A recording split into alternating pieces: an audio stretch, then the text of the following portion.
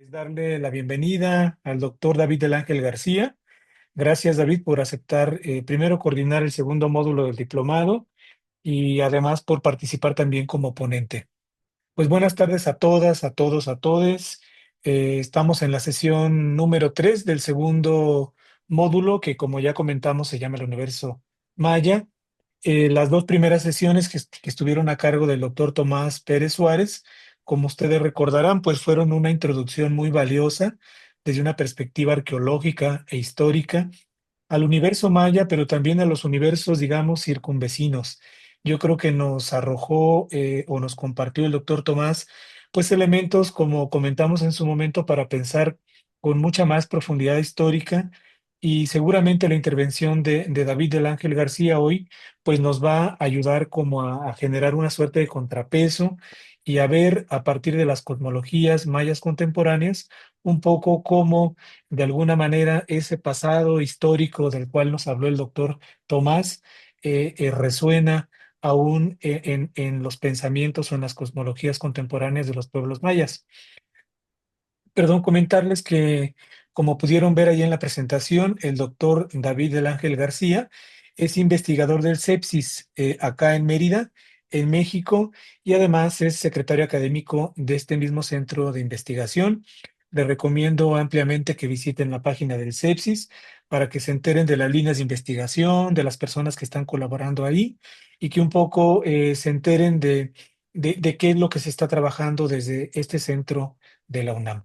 Es junto con el CIMSUR, como ustedes saben, y si no saben, pues se los comunico, de los dos centros de investigación de la UNAM que tienen una presencia importante en la península y en el sur de México. Sin más, no quisiera quitarte más tiempo, David, agradecerte nuevamente. Te damos la palabra y pues como hemos venido haciendo habitualmente, pues tienes o cuentas con aproximadamente 1 hora y media, ¿no? De exposición. Digo, no es una camisa de fuerza, tú vas viendo y ya tiempo que reste, pues serán comentarios y preguntas. Te dejo la palabra, David, y bienvenido. Pues muchísimas gracias, Roberto, gracias a Luis, al doctor Justus por haberme invitado a coordinar este módulo. También les felicito por ese trabajo ingente que han hecho para poder sacar adelante este diplomado amplio, que abarca tantos temas y que me parece muy importante que hayan dado espacio a este módulo de los mayas, porque finalmente, pues por la población maya tiene una importancia trascendental en esta región sobre la que versa este diplomado, ¿no? Me da mucho gusto además que haya tantas personas conectadas que se hayan inscrito al diplomado. Y sí les quería hacer una pequeña advertencia, y es que esta sesión, como imaginarán, no estaba programada para este momento. Cronológicamente era de las últimas. Habíamos diseñado un módulo diacrónico, podríamos decir, sí, que empezaba de lo prehispánico, seguía con la doctora María del Carmen León, que van a tener en las siguientes sesiones, dándoles una parte de la historia colonial, pero sobre todo la forma en la que esa parte de la historia impacta en los grupos mayances, ¿no? Y luego a partir de ahí venían otra serie de sesiones, una del siglo XIX, y luego ya nos ubicábamos tres investigadores que trabajamos etnográficamente, etnológicamente, y hemos trabajado y seguimos trabajando con grupos mayances. Eh, Problema que la doctora Carmen León pues tuvo un pequeño inconveniente y bueno, le tuve yo que ceder mi sesión. ¿Y eso qué provoca? Bueno, provoca que ustedes no tengan un conocimiento que hubiera sido importante en el sentido que les hubiera hecho reflexionar de cómo la llegada del catolicismo impacta a las cosmologías y a las cosmovisiones mayas. Pero bueno, más allá de eso, eh, voy a tratar de una manera muy breve, porque el tiempo así nos lo exige, de tocar algunos principios básicos de las cosmologías de los pueblos mayances contemporáneos. Obviamente este es un tema absolutamente ambicioso. Eh, es práctica, bueno, es inabarcable. Para que se hagan una idea, yo este tema, las cosmologías mayas, sistemas religiosos mayas, los doy en un semestre, ¿no? Como decía Tomás el otro día, ¿no? Pero bueno, él tuvo dos sesiones, yo tengo una. Entonces, bueno. Pero bueno, al maestro siempre hay que darle más tiempo. Entonces, bueno, yo lo que voy a hacer aquí es dar unas pinceladas muy breves sobre este concepto que, como van a ver, es complejo también, se puede confundir con otros conceptos que son equivalentes, pero tienen sus matices. No vamos a entrar en eso. Yo soy especialista, bueno, especialista es mucho decir, pero bueno, yo he trabajado sobre todo los últimos 10 años con población de la península de Yucatán, es decir, con lo que antropológicamente conocemos como mayas peninsulares y antiguamente se llamaba mayas yucatecos. ¿Esto qué significa? Bueno, que obviamente yo quería poner materiales, la mayoría de las fotografías que vamos a ver son sobre mayas peninsulares de diferentes regiones de la península de Yucatán. Y bueno, yo voy a hacer referencias, voy a tratar de hacer referencias a todo el área maya, pero obviamente, y me van a disculpar, y por no meterme en zapatos ajenos, voy a privilegiar las referencias y ejemplos de los mayas peninsulares. Aún así, cuando privilegie estos ejemplos, será diciéndoles y avisándoles desde ya que de lo que vamos a hablar son de principios básicos y generales. Obviamente, como ya vieron el otro día con Tomás, cuando hablamos de los grupos mayances, cuando hablamos de los mayas, para empezar, es un concepto que cuando nos situamos en nuestra época antropológicamente y cuando trabajamos etnológicamente, es un concepto que se sostiene de manera muy difícil. A qué me refiero? Me explico. Los mayas es esencialmente un concepto arqueológico y lingüístico. ¿No? Es decir, no, la población maya, que podríamos decir maya los antropólogos o los arqueólogos, hoy en día no son mayas. Son tzotziles, son celtales, son chortís, son choles, son lacandones, son tojolabales, son quechís, caciqueles, en fin, es eso, es lo que son, es lo que hablan. No se identifican como como mayas, como, bueno, hay algunas ideologías nuevas dentro de los grupos que se hablan de un panmayismo, que hablan de, pero mayoritariamente no lo son. ¿Mm? Sí es cierto que son, eh, como van a ver, como les voy a mostrar, eh, hablamos de 32 etnias. ¿M? Entonces, son muchos grupos que hablan lenguas diferentes, pero cuyas lenguas sí se retrotraen a un protomaya, ¿no? Como nos hablaba el otro día el maestro, el doctor Tomás, eh, pero que se asientan, y voy un poquito sobre lo mismo de Tomás para que entiendan un poco de lo difícil que es hablar de principios básicos de la cosmovisión o cosmología. Pero aún así lo vamos a hacer, porque pese a estas diferencias culturales, lingüísticas, la diversidad geográfica y la heterogeneidad cultural que presentan estos grupos, porque piensen, ¿no? Desde los que se asientan en los altos cuchumatanes hasta los que viven en las planicies semihúmedas de la península de Yucatán, hasta las lagunas de Tabasco. Entonces, esa diversidad geográfica, ambiental, obviamente impacta en la cultura, en el día a día, en la cotidianidad y por supuesto en la cosmovisión, porque finalmente la cosmovisión es eso, es una explicación del mundo. Y estamos hablando de mundos diferentes porque son entornos muy diferentes. Ahora bien, eh, lo que mencionaba López Austin cuando hablaba del núcleo duro cultural mesoamericano que se da en todo el área mesoamericana, y es cierto que hay ciertos elementos culturales que se repiten en todo el área mesoamericana, que pues obviamente la agricultura, el maíz, la milpa, aunque sean milpas diferentes, por supuesto, y se cultiven de forma diferentes, pero cosmológicamente también se observan visiones cíclicas del tiempo, se advierten religiones o sistemas religiosos, quizás sería lo más correcto, que mantienen un carácter dual, que vamos a ver ahora a qué me refiero con caracteres duales, porque son duales en sus entidades, en las entidades sagradas que los pueblan. y vemos que hay unas relaciones particulares y que comparten ciertos rasgos con las divinidades, con las entidades poderosas, ¿no? Y por supuesto, un rasgo que comparten desgraciadamente muchos de los grupos mayenses es que viven en condiciones pues, de marginación, de pobreza en los estados nacionales donde se ubican sus poblaciones, ¿no? Eh, Se me está moviendo un poquito, claro, es que la computadora no es la que yo quería. Antes de entrar en materia, eh, me imagino que habrán oído ustedes hablar tanto de cosmología como cosmovisión. Son dos términos que son sinónimos, efectivamente son sinónimos. De hecho, los antropólogos, etnólogos, arqueólogos que trabajan en la zona mesoamericana prefieren este concepto de cosmovisión.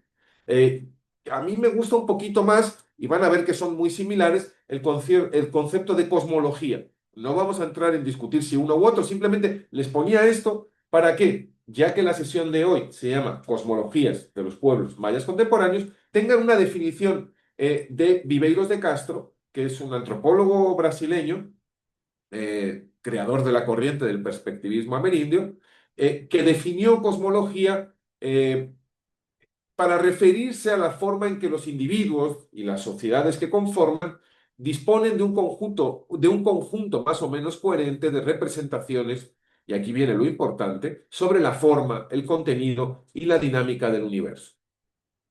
Va más allá, sus propiedades espaciales y temporales, el tipo de seres que hay en él, así como los principios y potencias que explican su origen y devenir.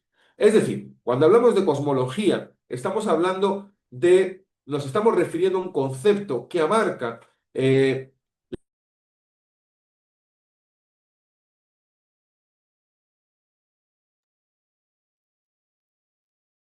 Parece que se congeló, ¿verdad? Sí, ya no seres sé. humanos en Sí, su papel. no lo estamos viendo. Me parece que hay un micrófono abierto, pero ya se... No, perdón, David, te congelaste un poquito los últimos 3 segundos. Si Eso. quieres recuperar el hilo de la argumentación, los últimos tres solamente. Sí, les decía un poquito eso, ¿no? Quería remarcar solamente, no me quiero meter en esto, es que hablar de cosmología y hablar de cosmovisión es hablar de un concepto muy abarcativo que incluye las relaciones entre los seres humanos y el entorno, pero también el entorno tangible como el intangible. Entonces, cuando hablemos de cosmología maya, estamos hablando de sistemas del mundo complejos que son análogos a otras cosmologías, como la occidental, que normalmente siempre se considera como, y ahí está la filosofía griega, por supuesto, se considera como quizá la cúspide de la pirámide, y esto no es así. Todas las cosmologías son representaciones del universo y de lo que actúa como principio, motor o regulador del universo y de las entidades que conviven y viven y se relacionan en ese universo. Entonces, como ven, es un término holístico, muy amplio, y bueno, y se engarza mucho con lo que es la religión, el concepto de religión. No nos vamos a meter a hablar de religión, pero como pueden ver, dos autores muy importantes en antropología, que son Clifford Geertz y Peter Berger, nos hablan también de que la religión, los sistemas religiosos, son aspectos que ayudan a los seres humanos a construir el mundo. Es decir, son sistemas de pensamiento que permiten a los seres humanos ordenar el mundo y regular esta realidad que los circunscribe. Obviamente, además, en el caso de Berger, él remarca, porque obviamente estudió mucho las religiones occidentales, el cristianismo, sobre todo los monoteísmos, y habla mucho, por supuesto, de los mecanismos coercitivos y de control social que implican las religiones. Pero finalmente, la religión, y me voy a Clifford Geertz, son sistemas culturales cuyos símbolos sagrados, y ahora vamos a ver símbolos sagrados de diferentes tipos cuando hablemos de las cosmologías mayas, permiten a las sociedades organizar su mundo en contra del caos, contra lo desconocido. ¿eh? Y vemos que finalmente los símbolos sagrados lo que hacen es sintetizar el etos, es decir, la identidad de un grupo y la cosmovisión de la sociedad.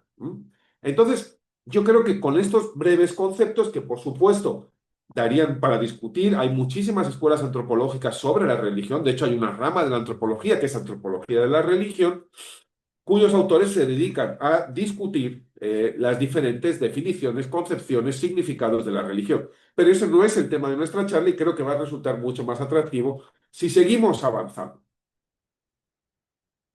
Y nos vamos a meter con el tema que, como les digo, se las trae. Se las trae porque resumir las cosmologías de estos 32 grupos en el tiempo que disponemos es complicado. Perdón. Eh, entonces, ¿qué vamos a hacer? Vamos a, como les decía al principio, hablar de generalidades. Generalidades. No me voy a ir a aspectos particulares, porque entonces sería imposible abarcar. Entonces, empezando con la temática y la complejidad, por la temática y su complejidad y la diversidad que tiene. Sería un error simplista e inexacto acercarnos a las cosmologías mayas como si se tratase de algo homogéneo, como si habláramos de los mismos elementos en los diferentes grupos mayenses que hay. Incluso dentro de una etnia, por ejemplo, los mayas peninsulares que yo trabajo, estamos hablando de una población de más de 1.200.000 hablantes de lengua maya, repartidos por la península de Yucatán, sus 3 estados y el estado de Belice, ¿no? Entonces, ni qué decir tiene si nos vamos a los grupos mayas de los Altos de Chiapas, a los Chontales de Tabasco o a los de Guatemala. Entonces, les digo, sería simplista, inexacto, tratar de acercarnos a estas cosmologías como si se tratasen de un conglomerado homogéneo o con el único fin, eso pasó mucho en la escuela antropológica de los años 60, de buscar en estas cosmologías persistencias, permanencias o continuidades que nos pudieran servir eh, para calificar como un proceso único de síntesis, de sincretismo o juxtaposición la compleja gama de respuestas que se han dado en el mundo maya, que se han dado y que se siguen dando para lograr resistir, persistir tras las continuas irrupciones que lo ajeno ha tenido en sus culturas. Es decir, las irrupciones tanto desde la época de la conquista, de este primer cristianismo, catolicismo, que ahora forma parte, como vamos a ver, del núcleo cosmológico profundamente transformado, profundamente resignificado, profundamente asimilado a los principios de la propia cultura maya y de los que siguen, los embates que siguen recibiendo hoy en día por parte de, pues, iglesias evangélicas, sectas de todo tipo, en fin, pero de eso hablará el doctor Enrique Rodríguez Balart más adelante. Eh, entonces, eh, cuando hablamos, como veíamos, de los paisajes culturales que conforman el mundo maya,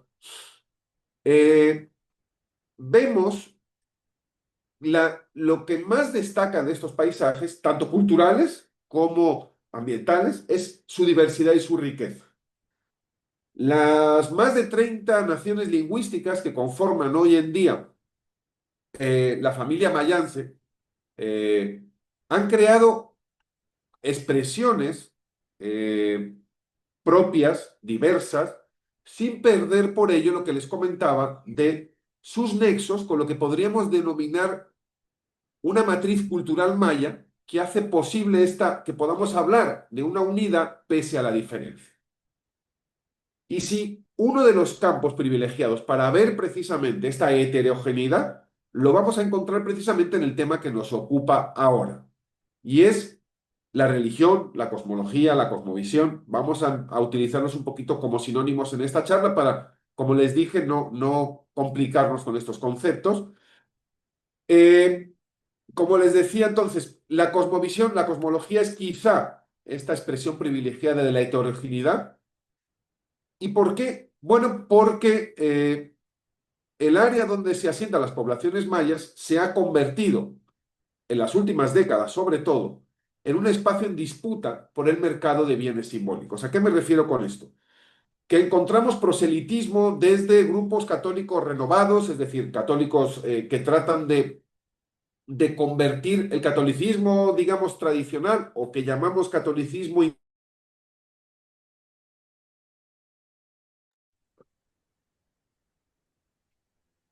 Se volvió a congelar un poquito, vamos a esperar.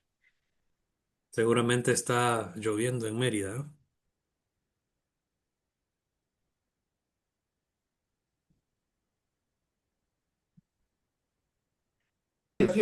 No debemos pensar. Perdón, David, perdón que te interrumpa tan abruptamente. Te congelaste un poquito cuando estabas hablando de los catolicismos tradicionalistas o locales. Ya no alcanzamos a escuchar qué palabra ibas a utilizar. A Tres ver, segundos igual. De los sí, catolicismos renovados. sí, el catolicismo, sobre todo, exacto, lo que me estaba refiriendo son a a los grupos de católicos renovados, ¿no? Que son estos grupos eh, que la propia Iglesia Católica está enviando a las comunidades para contrarrestar ese catolicismo indígena que se ha apropiado de muchas de las figuras e incluso de muchos de los rituales del catolicismo y los han convertido en elementos y símbolos y los han rellenado con símbolos indígenas. Entonces, lo que hacen estos grupos católicos renovados es llevar, digamos, el mensaje ortodoxo de nuevo a las comunidades, ¿no? Como les decía también, eh, pero más allá de estos grupos de católicos renovados, de evangélicos, de pentecostales, lo importante es no considerar y no tomar a los grupos mayas como entidades carentes de acción social. Es decir, los mayas no aceptan pasivamente todo lo que les llega desde fuera. No aceptan, no, digamos, no se creen y no son entidades exentas de acción. Eh, no aceptan todo lo que les llevan hablándoles del pasaporte a la salvación. Hacer eso, pensar que los mayas creen todo a pies juntillas y aceptan todo esto, sería verlos como entidades, como les digo, desprovistas de una capacidad selectiva, analítica, y no como los actores sociales que son de su propio destino. ¿Mm? Porque si 500 años después de la llegada de esa evangelización, conquista forzosa, siguen existiendo identidades tzotziles, celtales, con sus particularidades, con sus diferenciaciones, es precisamente porque las poblaciones mayas han sido especialistas en adecuar esos mensajes externos, esos mensajes eclesiales, a sus propios sistemas de valores y actitudes socioculturales y, por supuesto, a sus circunstancias. ¿Mm? Entonces, eh, los mayas, los pueblos mayas, son capaces de recrear contenidos cosmológicos, teológicos, procedentes del exterior y escribirlos en su propio idioma, en su propia lengua, podríamos decir.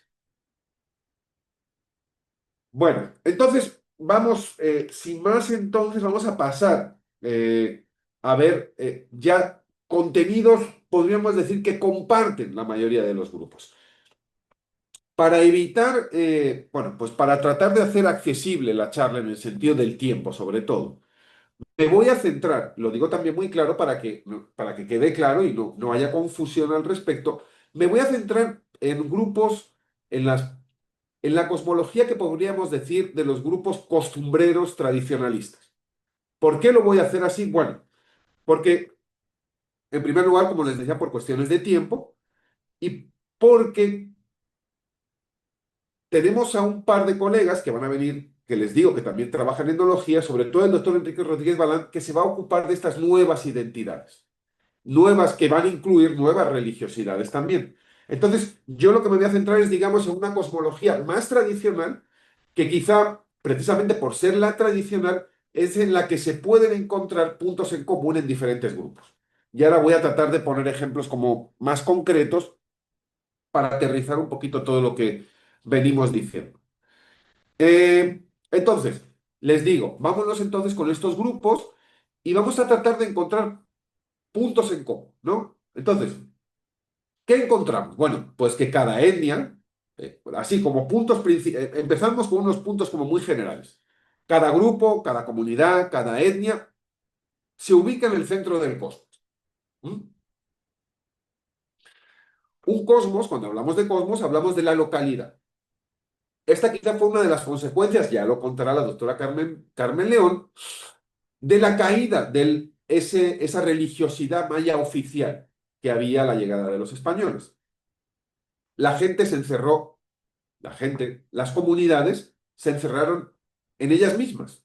Y eso es lo que vemos hoy en día cuando estudiamos la cosmovisión y la religiosidad, ¿no? Más allá de las identificaciones identitarias lingüísticas que se pueden utilizar en determinadas circunstancias, cuando hablamos de cosmovisión, la comunidad es el centro del cosmos. Eh, un cosmos que a grandes rasgos eh, se piensa, una Tierra que se piensa dividida de forma tripartita. La Tierra se piensa como una estructura cuadrada, rectangular, que suele estar rodeada de agua, del mar, se piensa como una isla, podríamos decir. Eh, Obviamente, dependiendo de los grupos étnicos, según la ubicación de la etnia, la tierra se puede dividir también en tierra alta o fría y tierra baja o caliente. Esto sobre todo pensando en Guatemala y en los Altos, aquí en Yucatán no aplica porque es absolutamente, para que se hagan una idea, la mayor altura que tenemos en Yucatán, que llaman aquí la cordillera, PUC, son 43 metros de altura. Entonces, bueno, se pueden imaginar ustedes la magnitud de las montañas que tenemos en Yucatán. Ahora bien, cuando hablamos de esta superficie cuatripartita, también es importante decir que pese a los cambios muchísimos que ha habido tras 5 siglos de impactos y de evangelizaciones de diferentes rubros, la cosmovisión sigue descansando en un modelo que es ancestral, ¿no? Y que, como vamos a ver, se conforma de estos 3 niveles, que son el subsuelo, la tierra y el cielo, pero que ponen además en sintonía los espacios donde transcurre la vida cotidiana de los individuos. El solar, la casa, el monte, es decir, el monte cuando hablamos de lo que no es ni el pueblo ni la milpa, es decir, lo otro, lo natural, lo salvaje, podríamos decir, el pueblo y, por supuesto, la región, con la que obviamente hay muchos vínculos, vamos a ver a nivel cosmológico, que tienen mucho que ver además con los parentescos de los santos. Pero bueno, lo vamos a ver un poquito más adelante y, por supuesto, con el pasado y el presente. Porque la cosmovisión, por supuesto, implica una cosmogonía, es decir, una explicación de los orígenes y el devenir del cosmos, ¿no? Eh, hablando de cosmogonía, precisamente, otro rasgo que comparten los grupos mayances es que se mantiene la creencia en la mayoría de ellos en las diversas creaciones y destrucciones del mundo y sus humanidades. ¿Mm? Eh, en algunos pueblos son 3, en otros son 5, pero suele mantenerse esta creencia mítica de que el mundo, existieron otros mundos, es decir, esto nos habla de un mantenimiento de un pensamiento cíclico, ¿no? De que hubo mundos que fueron destruidos. eh, la única diferencia es que, a diferencia de los mitos como el Popol Vuh o el Chilán, en las cosmovisiones actuales, el que destruye el mundo es el Dios creador, el Dios cristiano, además, salvo los lacandones que tienen otro tipo, no, tienen a su propio Dios creador padre, ¿no? Pero es este Dios cristiano, el creador, el que destruye y vuelve a construir el mundo. Eso sí, la justificación siempre es la misma. Y es que los hombres que se habían creado no sabían adorar a las deidades creadoras. ¿Mm? Eh, esta estructura del universo que estamos hablando, el cielo, esta superficie terrestre y este inframundo, suele pensarse sostenida por árboles. Podemos pensar en 4 árboles gigantescos, 4 columnas, como dicen los cachiqueles o los quechis.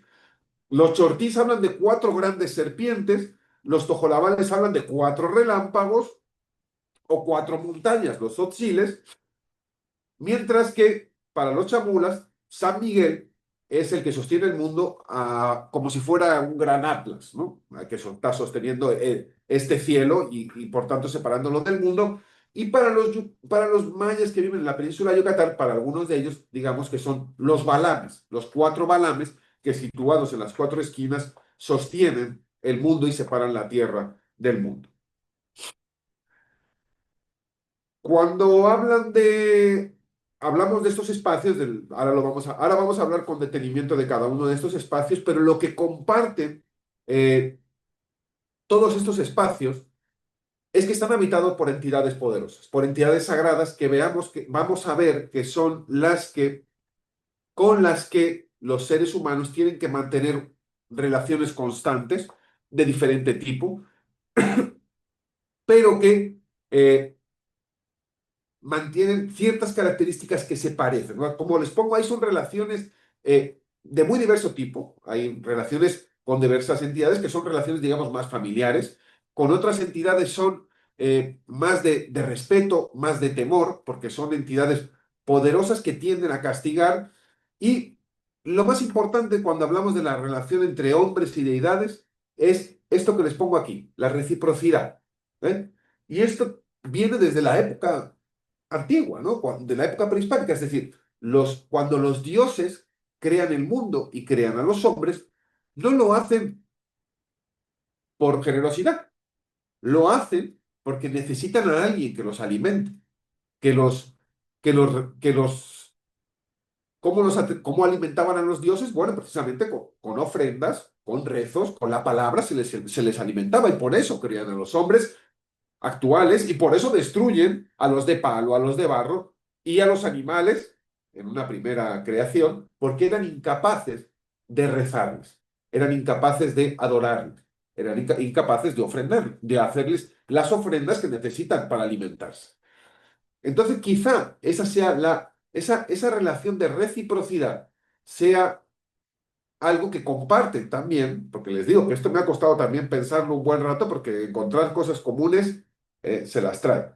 Porque luego uno se pone a leer diferentes cosas armando la charla y encuentra más diferencias que semejanzas. Entonces dice, bueno, vamos a ver. No, esto no puede ser, que solo tenemos 1 hora y media. Entonces, quédense con esto, ¿no? En todos los espacios cósmicos de los que estamos hablando hay entidades. Ahora vamos a separar los 3 espacios y vamos a ver algunos ejemplos de estas entidades, pero con todas ellas encontramos una relación de los seres humanos que pueden ser con algunos festivos, hablamos de los santos, que incluyen festividad, fidelidad, respeto, pero con otras es de temor, de veneración. Bueno, a todas hay que venerarlas, pero el temor viene con algunas entidades y van a ver cuando hablemos del inframundo a lo que me refiero. Y otra característica que no se me había ocurrido y viniendo a las charlas lo pensé y dije, pues claro, todas estas entidades sagradas, cuando actúan, cuando son pensadas, son duales, son ambivalentes. Es decir, eh,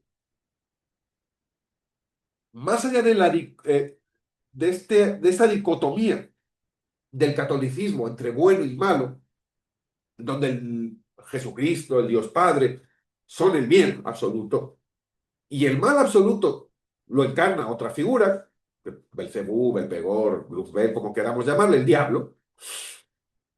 En las cosmovisiones amerindias, la dualidad y la ambivalencia de las fuerzas naturales es otra de sus características principales. ¿Por qué? Porque todas las entidades, hasta por ejemplo los santos, que son los patrones de los pueblos, quizá los héroes culturales, las deidades locales más importantes, hasta los santos, son susceptibles de provocar algún tipo de mal, algún tipo de enfermedad, pueden ser vengativos. Claro, depende también de la relación que tengan los seres humanos hacia ellos. ¿Mm?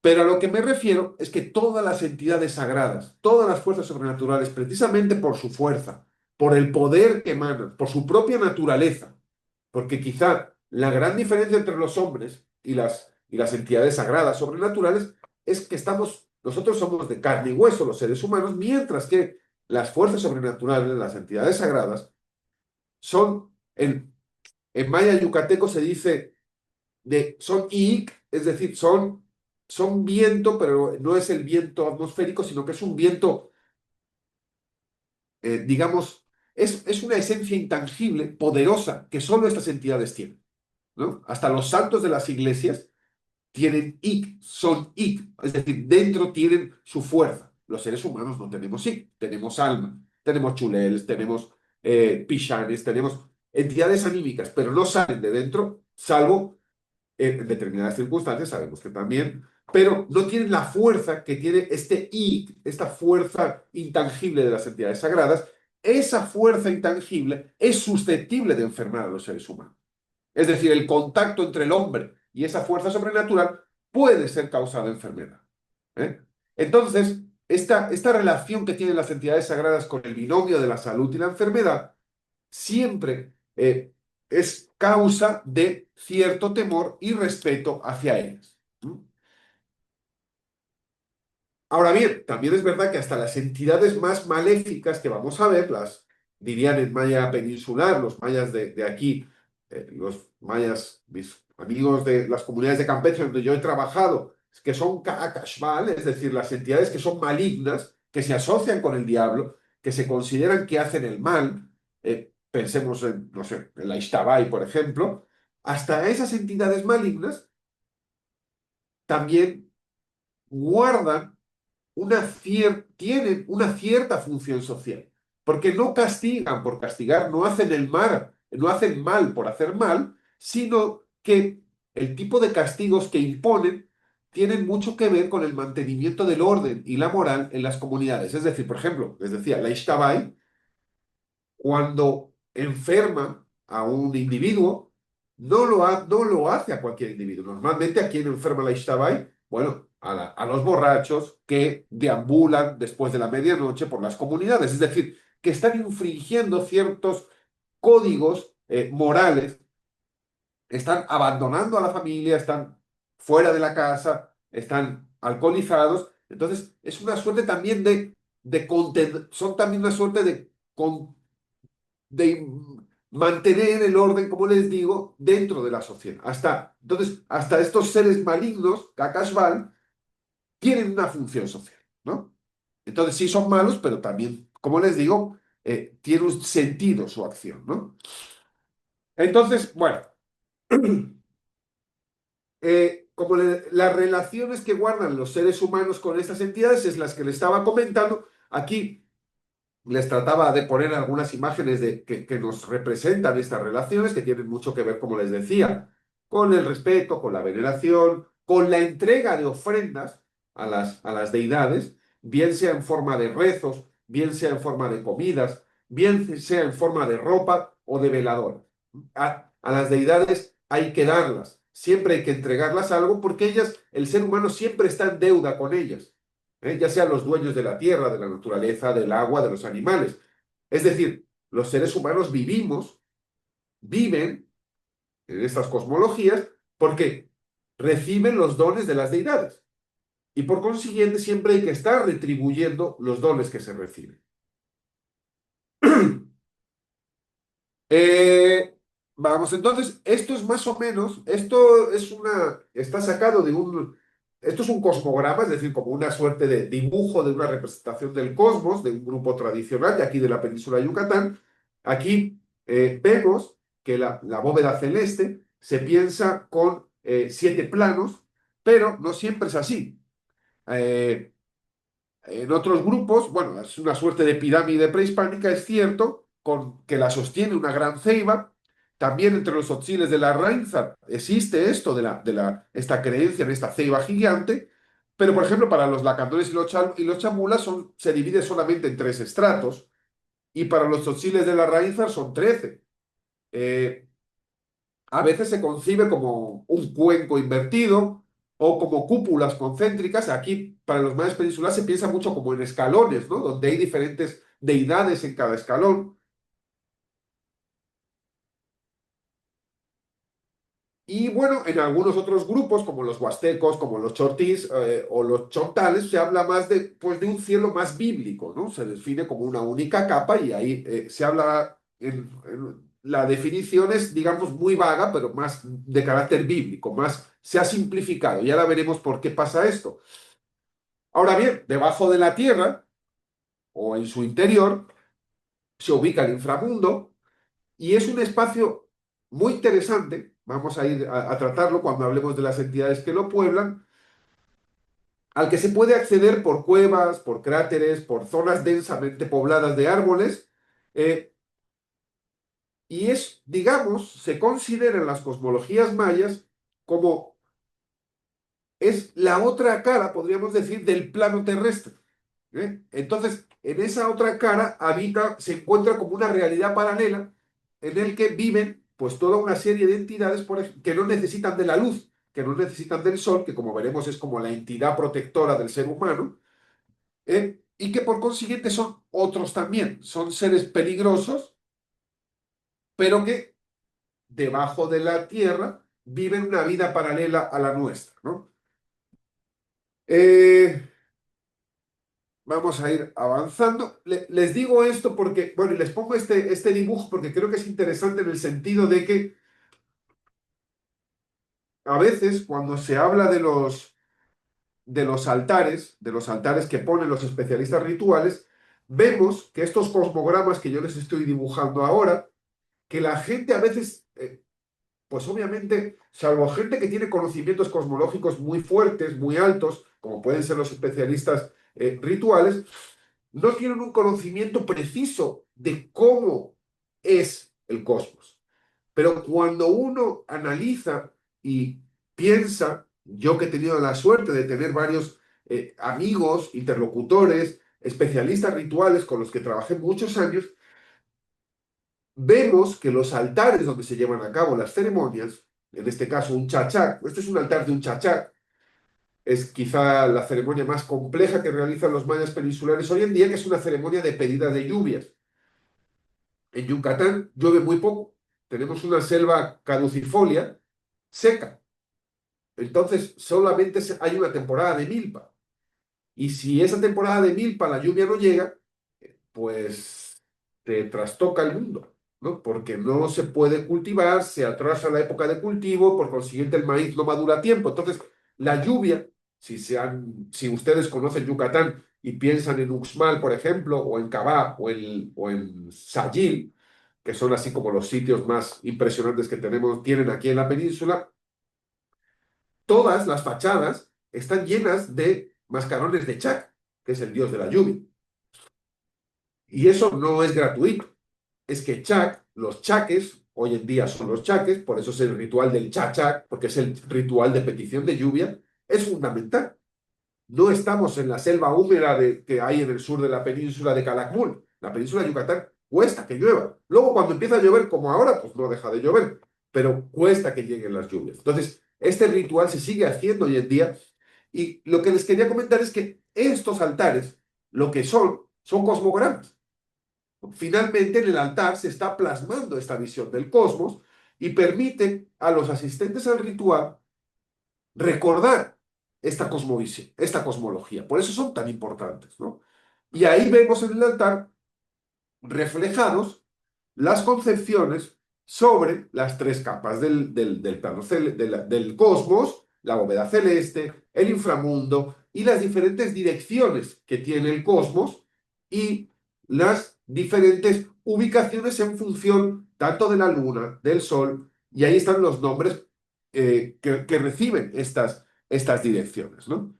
Eh, pero bueno, vamos a ir adentrándonos un poquito más para que no porque ya son 5 para las 6, en los espacios celestes, que bueno, el cielo, bueno, y yo le pongo, insisto, tirando para casa pongo Kan, que es como le dicen los mayas peninsulares al cielo, a esta bóveda celeste. Y cuando hablamos del espacio celeste, creo que no hay duda, cuando hablamos en general de los grupos mayances, es que es el espacio cosmológico es quizá el más uniforme de todos, cuando hablamos del área maya, en lo que a la calidad y a la cantidad de entidades y de deidades, de seres sobrenaturales, poderosos, sagrados, insisto, también van a ver mi deformación como antropólogo de la religión, porque ni yo mismo hasta cuando doy pláticas divulgativas para personas que no son especialistas, hasta yo mismo me lío y tengo miedo de utilizar un concepto por si hay algún colega que me dice, pero no son sagradas, son sobrenaturales. O no son sobrenaturales, son sagradas. O son poderosas. Bueno, estas deidades, estas entidades eh, eh, que pueblan el espacio celeste, como les digo, digamos que es el espacio, cuando hablamos del cielo, en el que la evangelización resultó más exitosa, ¿no?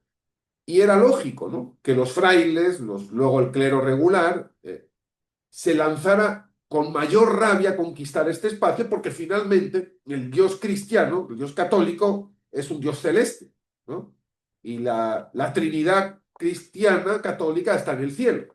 Entonces, ellos fue el espacio pues, que digamos les dio más coraje y contra el que se fueron, ¿no? Y pues a tenor de los resultados etnográficos, de la literatura etnográfica, pues caramba, parece que lo lograron, lo tomaron, eh, al menos a una primera vista. Ahora vamos a ver que no lo tomaron no lo hicieron tan bien, o como les decía antes, no debemos olvidar que las poblaciones mayas son entidades con capacidad de acción, de decisión, y que asimilan los mensajes que les convienen y además los ajustan a sus realidades. Entonces, el Dios cristiano está presente, rige todas las cosmovisiones. Sin embargo, en este proceso de regir las cosmovisiones mayas, fue perdiendo algunas de sus características que son peculiares dentro de la ortodoxia cristiana. Por ejemplo, el Dios uno prevaleció sobre el trino. Jesucristo, que es la segunda persona de la Trinidad, vino a ocupar el lugar de menor del Padre eterno.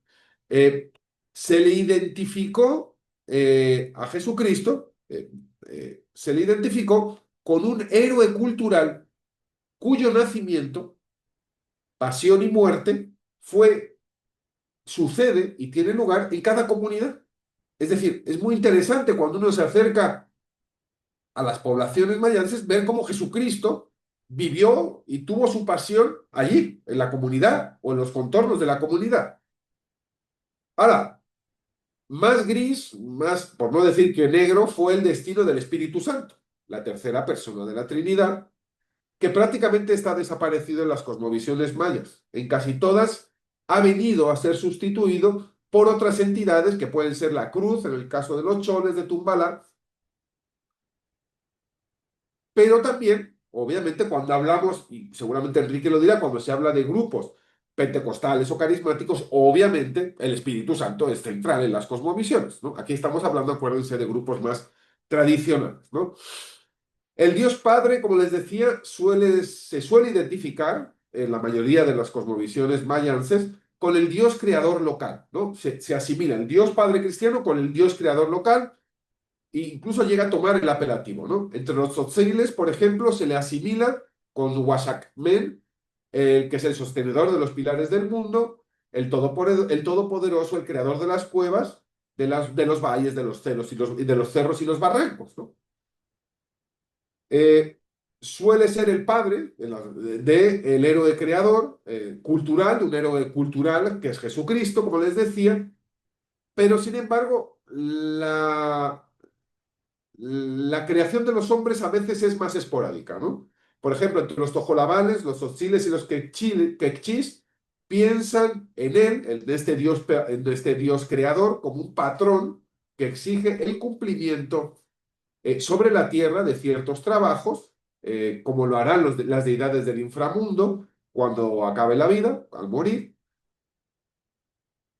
Y por lo demás, más allá de este papel como creador, rara vez se le tiene como un personaje con una función definida o importante en el devenir cotidiano de las personas, ¿no? O sea, es decir, hizo el mundo, creó los valles, las cuevas, o creó la tierra, los animales, pero ya hoy en día no influye, no está presente en la cotidianidad. Es decir, ¿qué significa esto? Bueno, pues que no es protagonista de los rituales. ¿no?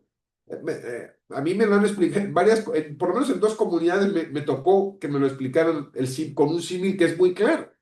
Les decían, oiga, yo metiéndome un poco en el papel, porque luego los curas ahí en Yucatán se enfadan mucho con la gente. Entonces dice, pues es que la gente no está con el santo, pero yo les digo el corazón de Jesús o tal.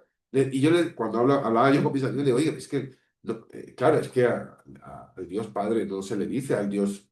Me dice, bueno, es que don David, me dice, es que ese está muy arriba en el cielo, ¿no? Suele estar en el último piso del cielo. Y claro, ese está ocupado con cosas, con otras cosas. Esto es como cuando alguien se pone enfermo en el pueblo, no va a ir al presidente de la República a pedirle ayuda. Va a quién, al alcalde, a que le preste la ambulancia para que lo lleven a Campeche, a la ciudad de Campeche, o lo lleven a Mérida, al hospital. Si uno reza muy arriba, ni lo van a escuchar, ¿no? Y si, como no lo van a escuchar, no lo van a hacer caso. Entonces, mejor se le reza o se le pide a las entidades que están cerca, es decir, al santo, a los dueños. Y pues un poquito esto es lo que le pasa al Dios Padre en general, ¿no? Que no se le hace mucho caso. Ahora bien, cuando hablamos de Jesucristo, vemos que es una figura privilegiada, ¿no? Aquí sí, Jesucristo es una figura privilegiada a la hora de conjuntar lo maya con lo judeocristiano. ¿Por qué digo esto? Bueno, normalmente su infancia y su madurez se apegan a lo esperado en un personaje sobrenatural maya, ¿no? Mientras para su muerte sigue la tradición bíblica. Muy a menudo se le identifica con el sol, pero también hay pueblos que lo asimilan con el travieso Benjamín, con el chiquitín del Popol Vuh, los semidioses de Junubat y Junchowel, y con diversos relatos de la tradición oral. En muchas poblaciones se le considera indígena, propiamente a Jesucristo. eh, y además con características y propiedades mágicas, ¿no? O sea, se considera que alcanza la madurez en 2, 3 días. Los chamulas dicen que en 2, 3 días Jesucristo ya era adulto. Los chimaltecas dicen que son 4 días. Y desde pequeño era famoso, se distinguía ya de la población porque hacía milagros, es decir, como los santos, que es la característica de los santos, que hacen milagros, ¿no? El destino final de Jesucristo, bueno, pues obviamente para ser un héroe cultural también maya, igual que bíblico, pues no tiene que rehusar su muerte, es decir, tiene que sacrificarse y luego renacer, que es lo que hacen continuamente en el Popol Vuh también y en las tradiciones míticas de buena parte de Mesoamérica, como bien saben, ¿no? Es decir, los dioses tienen esa curiosa costumbre de sacrificarse, pues claro, se sacrifica, pues luego sabe que vuelven a renacer, claro, así cualquiera, ¿no? Se lo hubieran dicho a los pobres sacrificados en época prehispánica, hombres que eso sí lo revivían. Pero bueno, les decía, Jesucristo sí no rehúsa la muerte, pues además por voluntad de su padre, lo que no le impide jugar, de paso, en los relatos míticos, alguna mala pasada a los judíos, que son a los que se culpa de su muerte, antes de que lo atrapen, ¿no? Eh, pues Jesucristo es muy interesante que en algunos grupos dice que él se rehusaba a trabajar en la tierra, ¿no? Pues un ser casi divino, no quería trabajar en la tierra y además dicen los chimaltenangos que Jesús,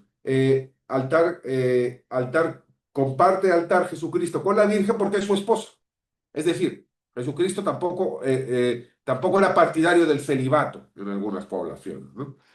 Eh, la deidad solar, bueno, en muchos grupos étnicos mayas no hay ya deidad solar, obviamente, pero en algunas otras etnias sí, todavía se confunde esta deidad solar con el dios padre, ¿eh?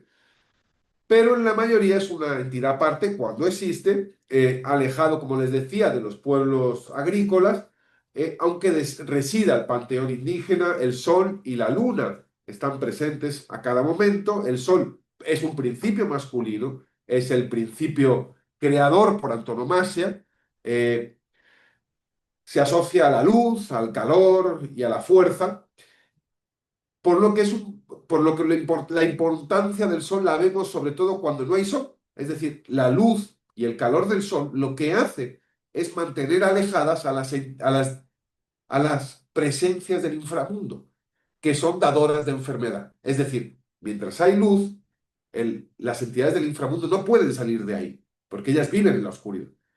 Cuando se hace de noche y no hay sol, la protección del sol desaparece y es cuando algunas de estas entidades del inframundo pueden abandonar sus espacios y deambular libremente por la faz de la tierra donde viven los seres humanos, causando las enfermedades. Cuando hablamos de la luna, bueno, en muchas etnias está vista como nuestra madre, incluso se la llama así, nuestra madre o nuestra abuela, y se asocia, como bien saben, también con lo femenino, con el agua, con la fertilidad, y de ahí su vinculación con las cosechas, la menstruación, los embarazos y los partos. En ese sentido, es fácil y no es muy difícil pensar que la asociación de la luna con la Virgen María ha sido muy frecuente, más incluso que la de Cristo con el sol. De hecho, pues ya saben ustedes, la mayoría de las vírgenes, por no decir la patrona de México, ¿sobre qué asienta su manto y sus pies? ¿No? Sobre una luna. ¿No? Es decir, entonces esta transformación de virgen a luna se inserta en el marco de un relato típicamente maya, mientras en otros aparecen contextos más bíblicos. Eh, en la mayoría de los casos a la Virgen se la tiene pues como la madre de Cristo, aunque eso de la concepción virginal no está nada claro. A veces no se considera la esposa de José. Para los chortís, por ejemplo, es consorte de muchas divinidades prehispánicas, asociadas a los cultivos sobre todo, la vida familiar, los partos y otros elementos en los cuales las ideas de fertilidad y desarrollo ocupan el lugar principal.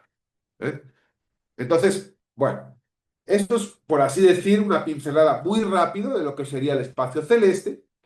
Por ejemplo, decía de lo de la luna, que es muy frecuente esta concepción y esta similitud entre virgen y luna, pero por ejemplo, entre los mayas peninsulares, la luna no está muy presente, prácticamente no se hace referencia a ella. Sí a la Virgen, por supuesto, que también se considera que está en el cielo, estamos hablando del cielo.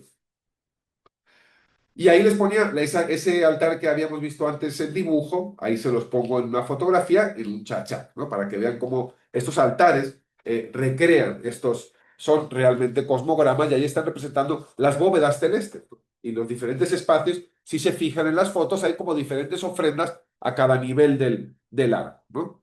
Pero bueno, vamos con los espacios, con el espacio de la Tierra, el espacio.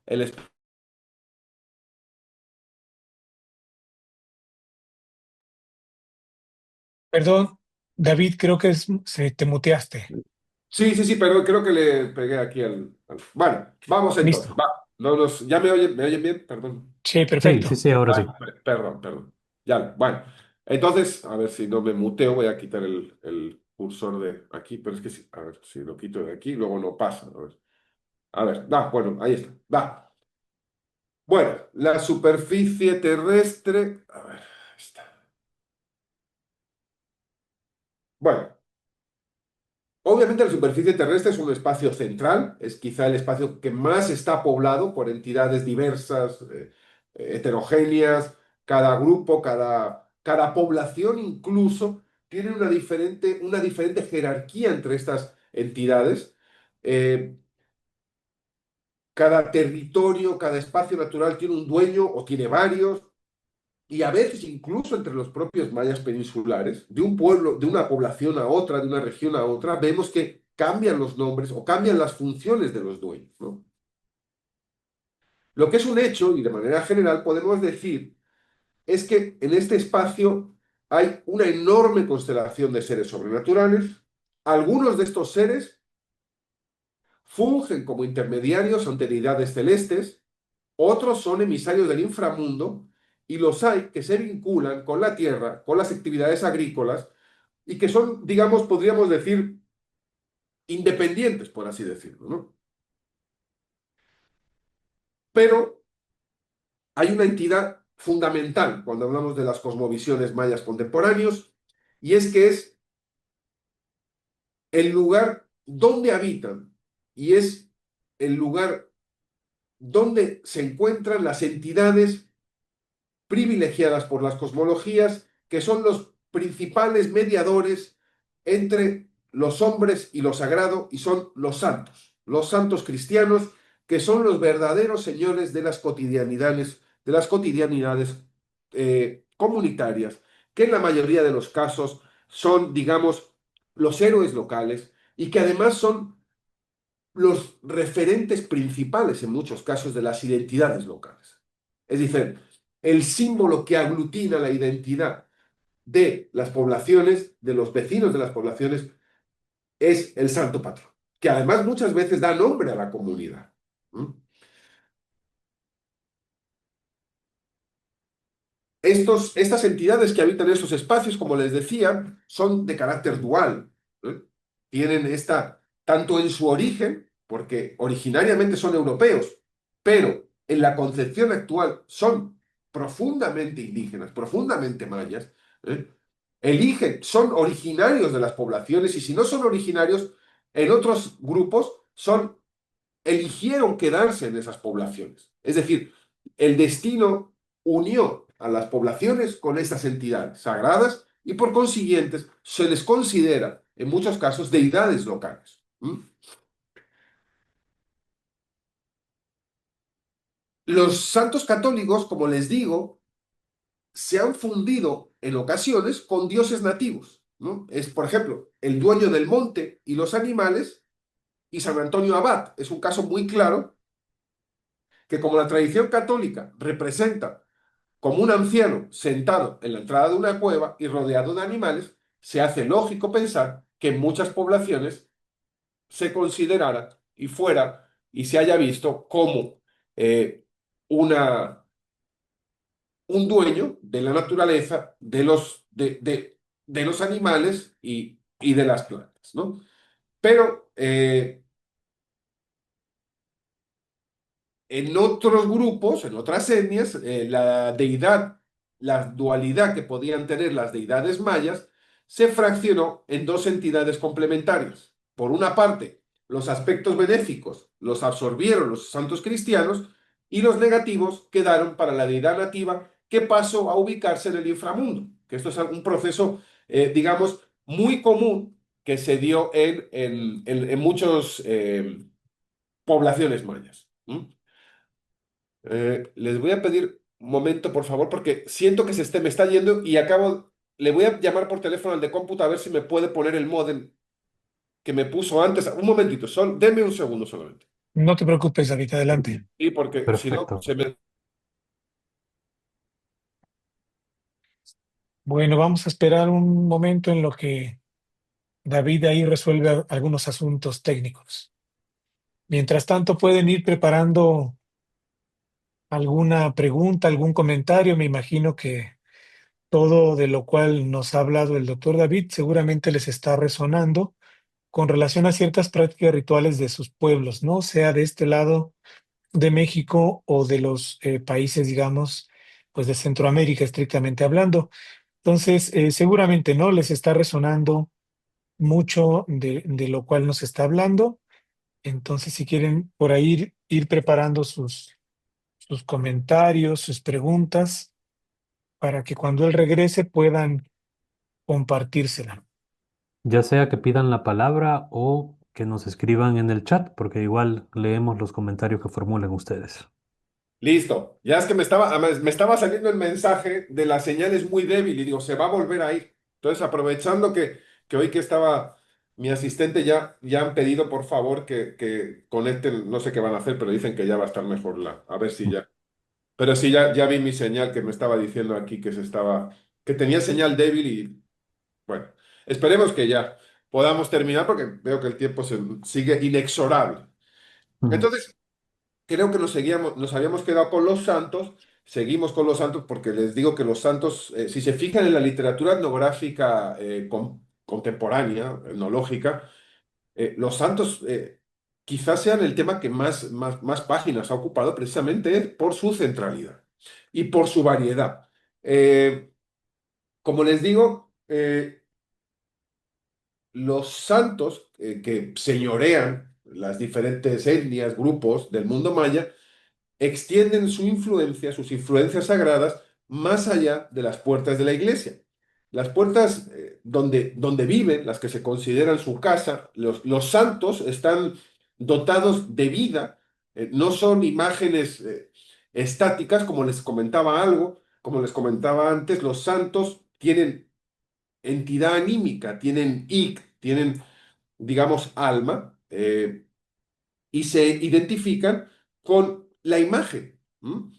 Eh, entonces, y además luego tienen otra característica muy interesante que permite crear regiones, y es que los santos mantienen parentesco entre sí dentro de los grupos. Hablando, por ejemplo, de aquí de la península de Yucatán, eh, el santo de una población de Campeche que se llama Nunquini tiene, se considera, se cree que tiene dos hermanos. Uno es Santiago, pero no cualquier Santiago, sino Santiago de Jalacho, y un San Diego, que se dice el Oscurito, que está en Tecash. Y digamos que se conforma un triángulo entre estas tres poblaciones porque sus santos son hermanos. Y cuando se festejan, la gente de las comunidades se desplaza de una a otra precisamente para celebrar el cumpleaños del santo, porque las celebraciones de los santos se consideran cumpleaños en la península.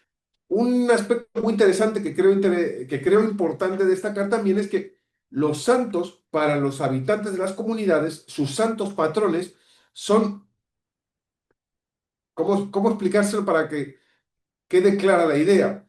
Es decir, no son figuras históricas pertenecientes al catolicismo, sino que son deidades locales, son entidades sagradas que pertenecen a la comunidad. Si me permiten, les voy a contar un ejemplo etnográfico que ilustra muy bien esto que les estoy diciendo, y que a mí cuando empezaba yo a trabajar precisamente estos temas me llamó mucho la atención. Estaba yo viviendo en Nuquini, que como les decía es una población de aquí del estado de Campeche, cuyo santo patrón es San Diego de Alcalá, un santo franciscano muy popular en el siglo XVI en España. eh, y bueno, pues la imagen de San Diego de Alcalá preside la parroquia, la iglesia, la muy bonita iglesia, chiquitita, pero muy bonita iglesia que hay en Luquini. Una imagen, digamos, bueno, una imagen de bulto redondo, como las que puede haber en muchas poblaciones de Guatemala, de Chiapas, y de un santo franciscano, ¿no? Y muy popular. Yo, originario, soy de Madrid. San Diego de Alcalá, después de haber vivido prácticamente 2 años casi ininterrumpidos en Luquini, bueno, pues le agarré un gran afecto y estaba yo deseando regresar a Madrid, porque cerca de Madrid está Alcalá de Henares, ¿m? Donde precisamente está enterrado San Diego de Alcalá. Un santo, como les digo, muy popular en España, muy milagroso, bueno, que hasta los Austrias, Felipe IV, eran muy apegados a ese santo, y como les digo, es un santo, el segundo santo en importancia para la orden franciscana, que como bien saben, evangelizó la península de Yucatán, y ya se los contará la doctora Carmen León, y por consiguiente era un santo popular entre ellos, y por consiguiente llegaba aquí a la península. Bueno, estaba yo deseando, les decía, ir a Madrid para visitar el sepulcro de San Diego de Alcalá y ver a San Diego de Alcalá que hay en la Catedral de Alcalá de Henares. Y bueno, cuando llegué, regresé a ver a la familia, me traje un montón de estampas, pero así un montón de estampas de San Diego de Alcalá. Claro, pero San Diego de Alcalá, decía yo, bueno, San Diego de Alcalá, el de Alcalá. Bueno, pues cuando yo llegué a Nunquini y regresé a retomar mi trabajo de campo, volvía yo a visitar a mis amigos de Nunquini y empezaba yo a repartir las estampas. ¿Cuál no sería mi sorpresa cuando yo, emocionado, decía, les traigo las fotos de España, de San Diego de Alcalá? Pues lo veían así un poco y lo guardaban ahí en un cajón y desaparecía completamente mi estampa. Yo decía, pero bueno, ¿cómo es posible? Después del viaje que me he hecho a Alcalá de Henares y luego claro, y así en todos los lugares donde iba. Y hasta que un amigo ya con mucha confianza me dijo, le dije, joder, no entiendo, si es que me dije, es que don David, usted lo que es que este que ha traído no es San Dieguito.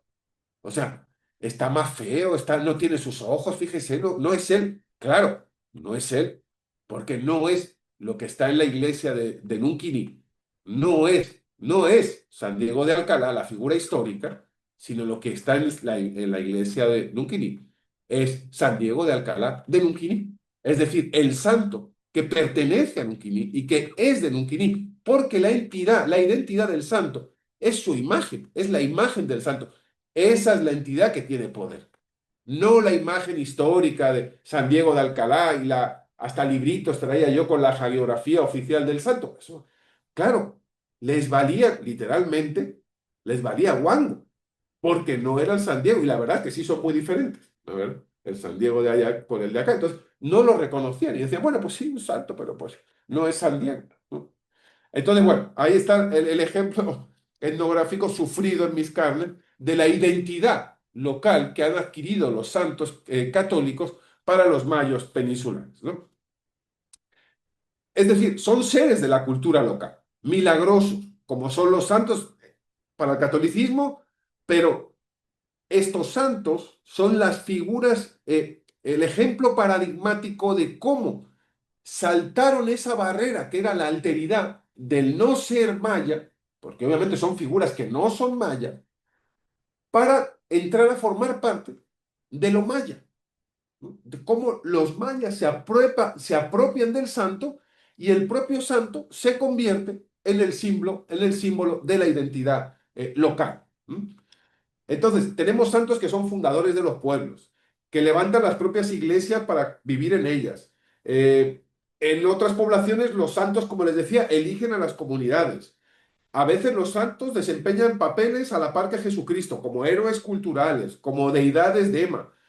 Se fusionan o se asocian con deidades locales antiguas, prehispánicas.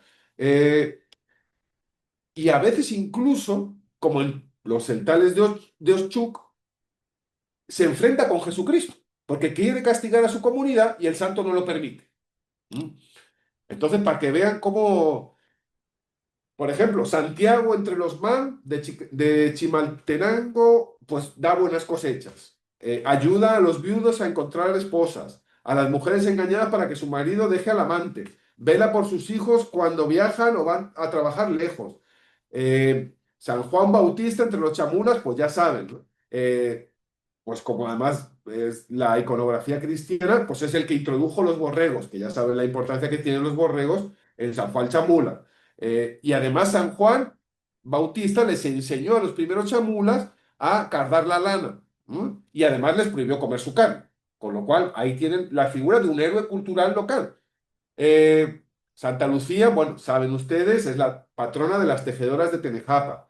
Y bueno, pues así, y en Sololá, por ejemplo, las comadronas, antes de atender un parto, ponen una vela en casa y piden protección a Santa Ana. Y además también piden ayuda, además de Santa Ana, a los espíritus de las mujeres que fallecieron en el trance del parto. Igual, Santa Eulalia, por ejemplo, parece que ahora ha adquirido las características de Tabay, de esta diosa prehispánica que era la diosa de las sogas, ¿se acuerdan ustedes?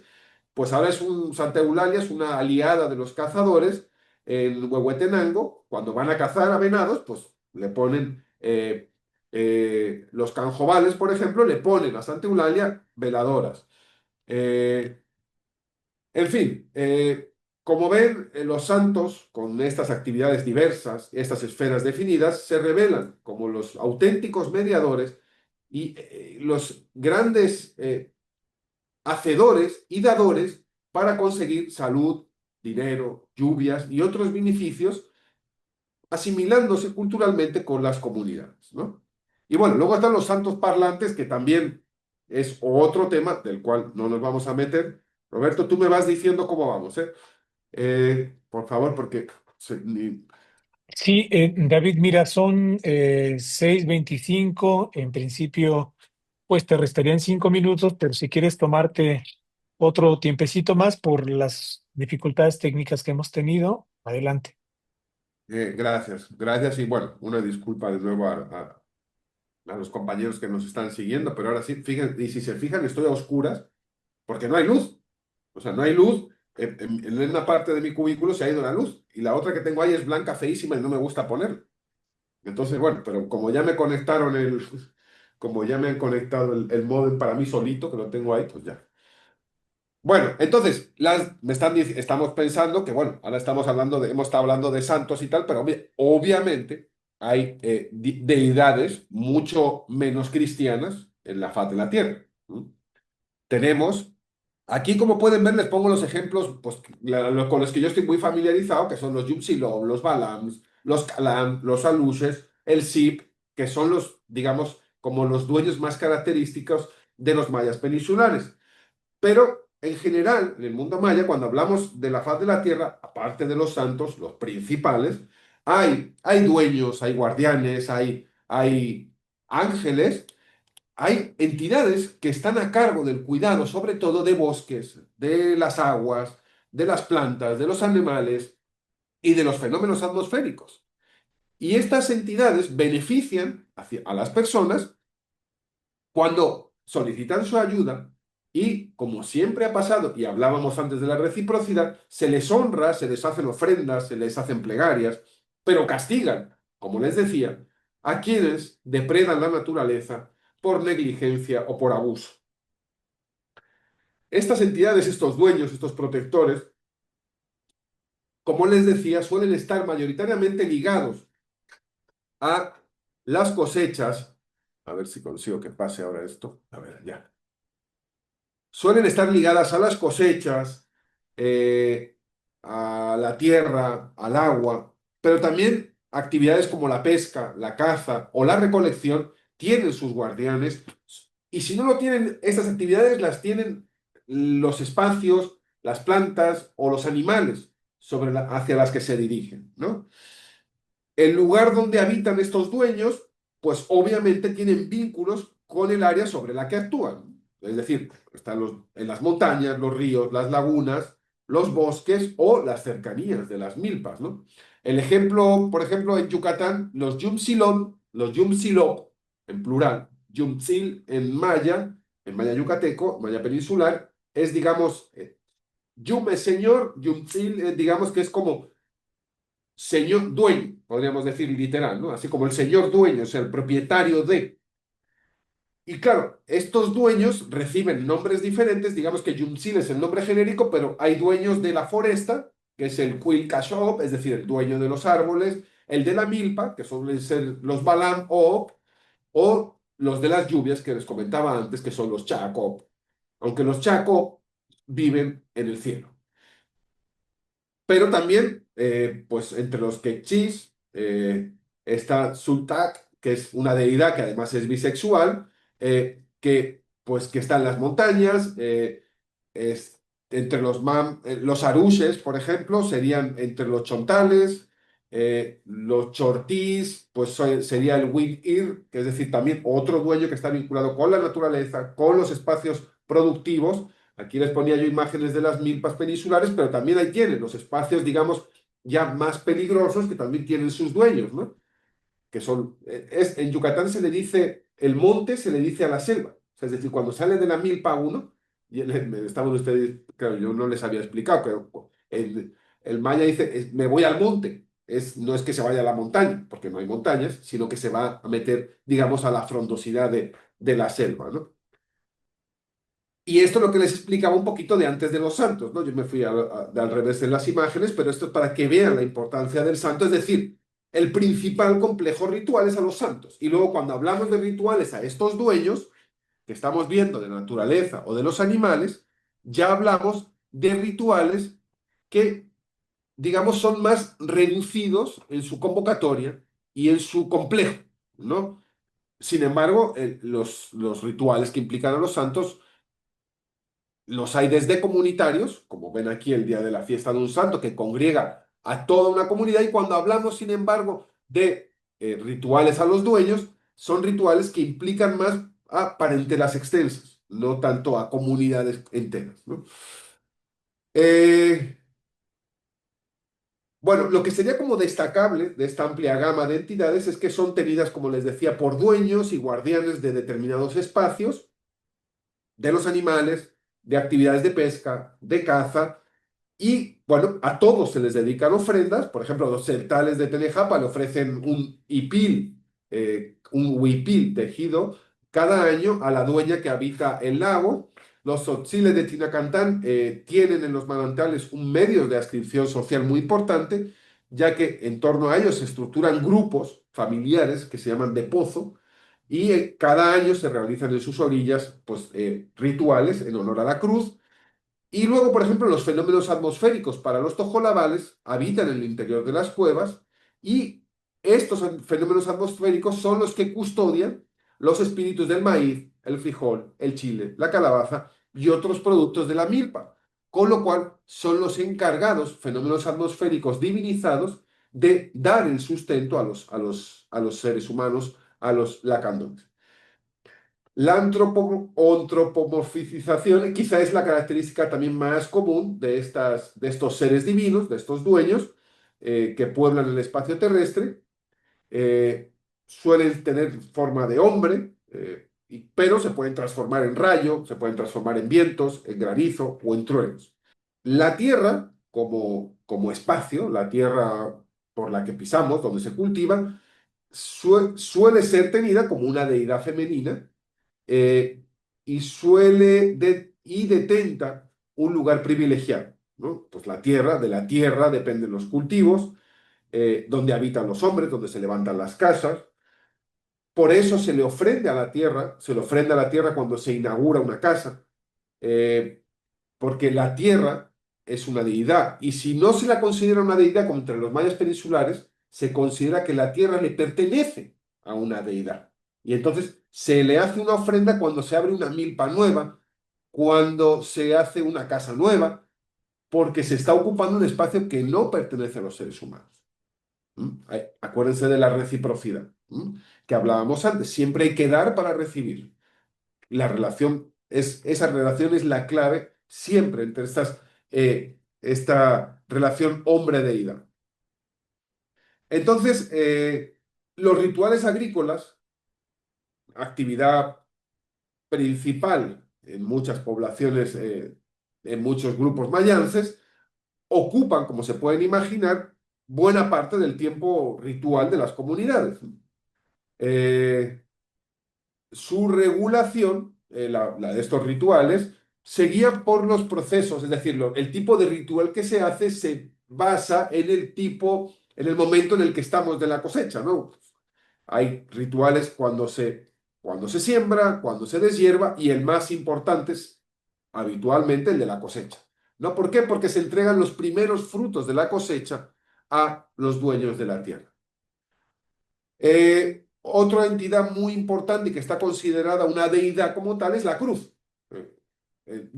Varía su importancia en función del grupo de la India, pero la cruz es considerada por muchos mayas, por muchas poblaciones mayas, como dotada de personalidad propia, como un santo en sí mismo y no como un símbolo, que para el cristianismo es lo que es. La cruz es un símbolo, ¿m? Y representa pues a Jesucristo, ¿m? Porque es el lugar donde murió. Para los mayas no, que es otra cosa que a mí cuando empezaba ya a estudiar me llamó mucho la atención, porque yo entré a un lugar donde había tres cruces en un pueblo del Camino Real y dije, ah, pues qué bonitas cruces. Y me miraron mal. Y dije, "Ah, bueno, pero no, es que no está, no lo ve". Digo, pues entonces ya claro, uno como antropólogo ya sabe que se tiene que callar cuando ve ciertas caras. Es que San Francisco y San Esteban y San Juan. Y yo, como que tonto soy, ¿no? Como no lo vi antes, claro. Y las cruces eran cruces, sí, pero eran esos santos y tenían esos nombres. Y detrás estaba puesto ese nombre, detrás de la cruz. Es decir, las cruces no son símbolos, son entidades, como hablábamos antes del santo que les contaba, que están dotadas de personalidad y de identidad propia y particular. Es decir, la cruz de una familia es la cruz de una familia. No es lo mismo que la cruz de otra familia o la cruz que cuida la entrada de las poblaciones. La cruz es la guardiana por excelencia de los seres humanos, de los hombres, impide la entrada de seres y de vientos malignos en las comunidades, se ubica en las milpas, se ubica en los esquineros de las casas, en la entrada de los pueblos, en los manantiales o en sitios peligrosos, ¿no? En las barrancas, en las cuevas, en los puentes, porque precisamente protege, son lugares susceptibles de ser entradas y salidas del inframundo. Y poniendo una cruz, se protege de esas entidades. ¿Cómo se gana uno el favor de la cruz? Pues como con todas las deidades, haciendo ofrendas de velas, de flores, de cohetes, de copal y hasta incluso sacrificios de animales que se siguen haciendo delante de ciertas cruces.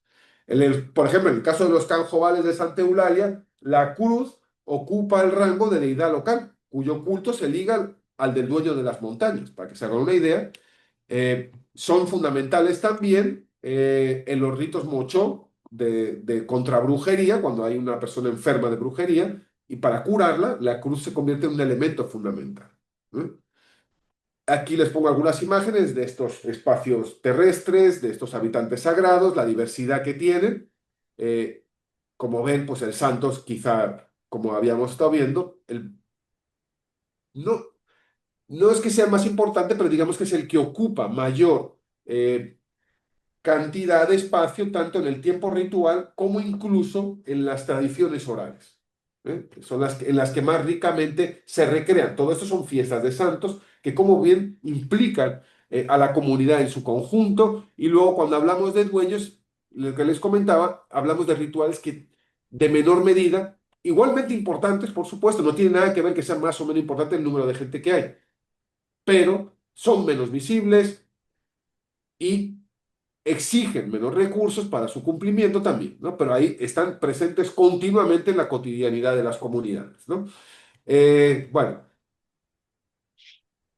les voy a dar dos pinceladas solamente sobre el inframundo, solamente para que se hagan una idea y para que cuando hablamos del inframundo, cuando hablen de inframundo en el mundo maya, en las poblaciones mayas, en su mayoría, acuérdense que estamos hablando de solamente de pinceladas, eh, algunos investigadores dicen que el inframundo, el Xibalbá, el Mednal, que le dicen son espacios diferentes, pero están debajo de la tierra. El inframundo es lo que está debajo de la tierra. El Mednal, para los mayas peninsulares, sería el infierno. Y Xibalbá, digamos que ya no hay mucha concepción de lo que era Xibalbá, pero Xibalbá es un espacio donde hay deidades indígenas, donde hay potencias que se podrían vincular con las antiguas deidades indígenas. Digamos que también, siguiendo un poquito el símil de lo que hablábamos cuando hablábamos de los frailes y su ansia y su querencia por conquistar los cielos, pues claro, si para el cristianismo en el infierno, es decir, debajo de la tierra, que es donde se ubicaba el infierno, es donde estaba todo lo malo, pues ahí es donde arrojaron a las deidades indígenas. Y ahí es donde viven ahora, en muchos casos siguen ahí abajo viviendo, ¿no? Eh, es decir, como el cielo se convirtió en el asiento de los dioses de los conquistadores, pues en el inframundo, pues es donde están las deidades indígenas, pero sin escapar tampoco el dominador, pues el conquistador, el hacendado, el ladino, el tzul que dicen los mayas, es decir, el no maya, el español, se homogeneizaron bajo el concepto negativo de diablos y sufrieron el obsequio de estas características del maligno. Porque si el diablo era la maldad absoluta para el cristianismo, no es difícil imaginar que encarnaba el mal para los mayas que estaban siendo conquistados y colonizados. ¿Mm? Pues sus conquistadores y sus colonizadores. Entonces, actualmente, hoy en día, la imagen del diablo, que vive, por supuesto, en el inframundo, en una parte del inframundo, se asocia y se representa como un blanco, hacendado, con guayabera, vestido de blanco, o que ofrece dinero. Es decir, características, la abundancia, la opulencia, que se vinculan con lo no indígena, con lo no maya. ¿Mm? Entonces, esta figura del patrón es muy importante porque muchas etnias conciben al diablo, como les digo, con esta figura del patrón y que enseña esos atributos de riqueza y que además hace trabajar día y noche a los indígenas difuntos que transgredieron las normas sociales. Entonces, no te bastó ser explotado en vida, que si además transgredes las normas sociales de la comunidad, del colectivo, también tras tu muerte, vas a ser explotado por este diablo que adquiere esta apariencia de patrón ladino, blanco, explotador. Bueno, los habitantes del inframundo son muy variados también. Entre la amalgama esta que les comentaba, entre entidades diabólicas de los que traían los frailes y los dioses prehispánicos, se ha armado un auténtico shek, que dicen aquí los yucatecos, es decir, una auténtica mezcolanza. Eh, por ejemplo, así, a abuela pluma les puedo decir que en varias etnias lo que no se cree en un único diablo, no creen que haya un solo diablo, sino que hay varias deidades diabólicas del inframundo. Los quechís, por ejemplo, distinguen entre el Mam, que es un dios malévolo, y el Mausak Chuik, y el Keek, negro, que personifica la maldad y se presenta como el oponente, y tiene otro oponente que digamos que es el protector de las energías de vida, que también están en el inframundo. Acuérdense que en la época prehispánica el inframundo no es que fuera el lugar de la maldad, por supuesto que no, al contrario, era el lugar, un repositorio de las energías de vida. ¿No? Cuando algo moría, del inframundo salía la energía de vida que lo tenía que restituir. ¿No? Eh, y en fin, como les digo, hay muchos personajes que no solo están confinados al inframundo, ¿no? Muchas veces, como veíamos con el diablo, abandonan el inframundo y van a la tierra y, o en la tierra cuentan con entidades que se les asocian, ¿no? Que son como digamos sus alter egos en la tierra, ¿no? Y estas entidades del inframundo lo que sí tienen en común, que les decía, y creo que se los comenté al principio, es que están muy ligadas al binomio de la salud y la enfermedad y se identifican mucho con guardianes de ciertos animales y de ciertos espacios, digamos, eh, susceptibles de ser peligrosos, podríamos decir, ¿no? Y obviamente la actitud temerosa hacia estas entidades, hacia estos espacios, viene precisamente de este reconocimiento de su participación en este equilibrio entre la salud y la enfermedad y por tanto en la vida humana misma, ¿no? Eh, bueno, ¿qué les voy a decir? En Chiapas, en Guatemala, tienen ustedes al cadejo, ¿no? Que podría ser, pues, como es un perro, un felino monstruoso, que parece que huele muy mal. Y, bueno, pues también es muy temido por la gente borracha que va por las noches, un poquito lo que pasa con la Ixtabay o con la Sisimite, ¿no? De los Chortís.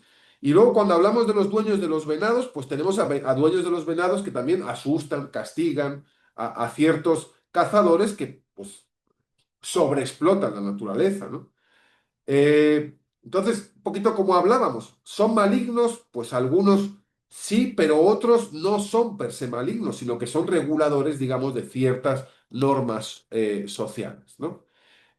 Entonces, bueno, esto sí ha sido un poquito, sí me tuve que acelerar en el inframundo, me hubiera gustado un poquito más detenerme sobre todo en el tema del diablo y de las entidades del mal, pero bueno, creo que hemos a expensas de que ustedes me digan, abierto a preguntas. Creo que conseguimos dar un vistazo muy general, muy abuela pluma de algunos principios de las cosmovisiones mayas.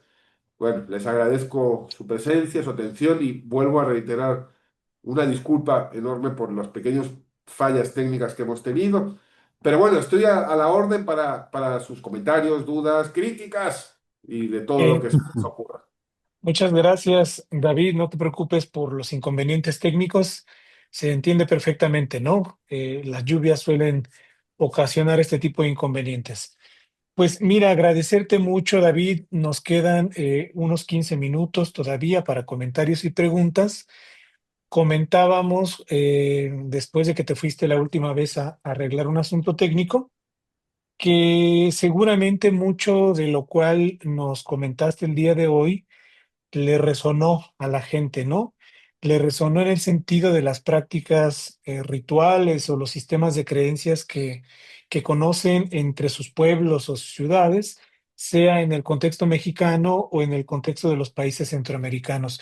Porque un poco la idea, David, ahorita veremos si hay comentarios o preguntas, pues es empezar a pensar justamente transfronterizamente, ¿no? Si bien tú abordaste sobre todo aspectos que tienen que ver con la península, con los pueblos originarios de la península, la idea es empezar a atender esas resonancias, repito, ¿no? Hasta qué punto esta matriz cultural mayense o mayance de la cual tú nos hablaste también resuena en prácticas rituales de Guatemala, por ejemplo, ¿no?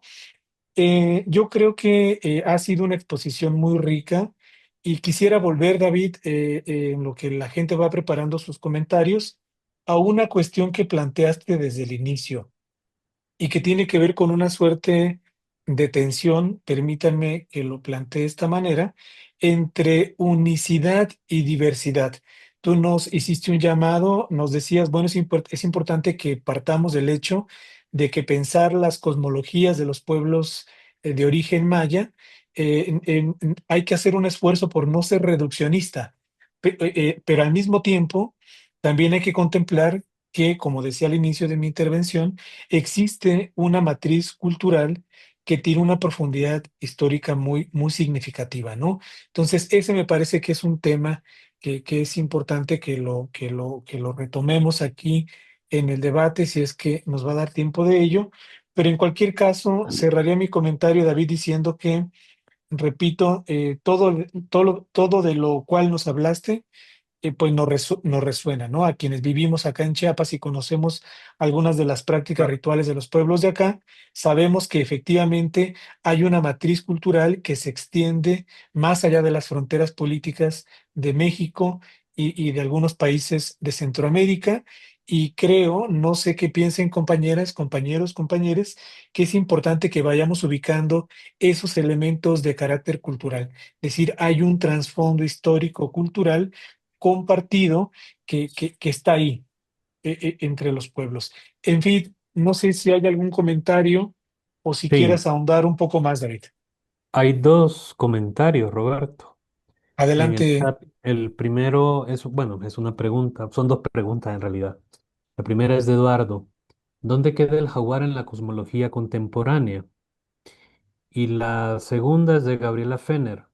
¿Los nahuales se consideran también parte de estas características de los pueblos mayenses o los rebasa? Héctor Hernández acaba de lanzar una pregunta. ¿Qué se podría decir de la figura del Cristo Negro de Esquipulas, Guatemala? Está levantando la mano Omar. No sé, David, si querés contestar Sí, primero estas preguntas. claro, Ujú. claro. Gracias. Bueno, el jaguar, pues el jaguar no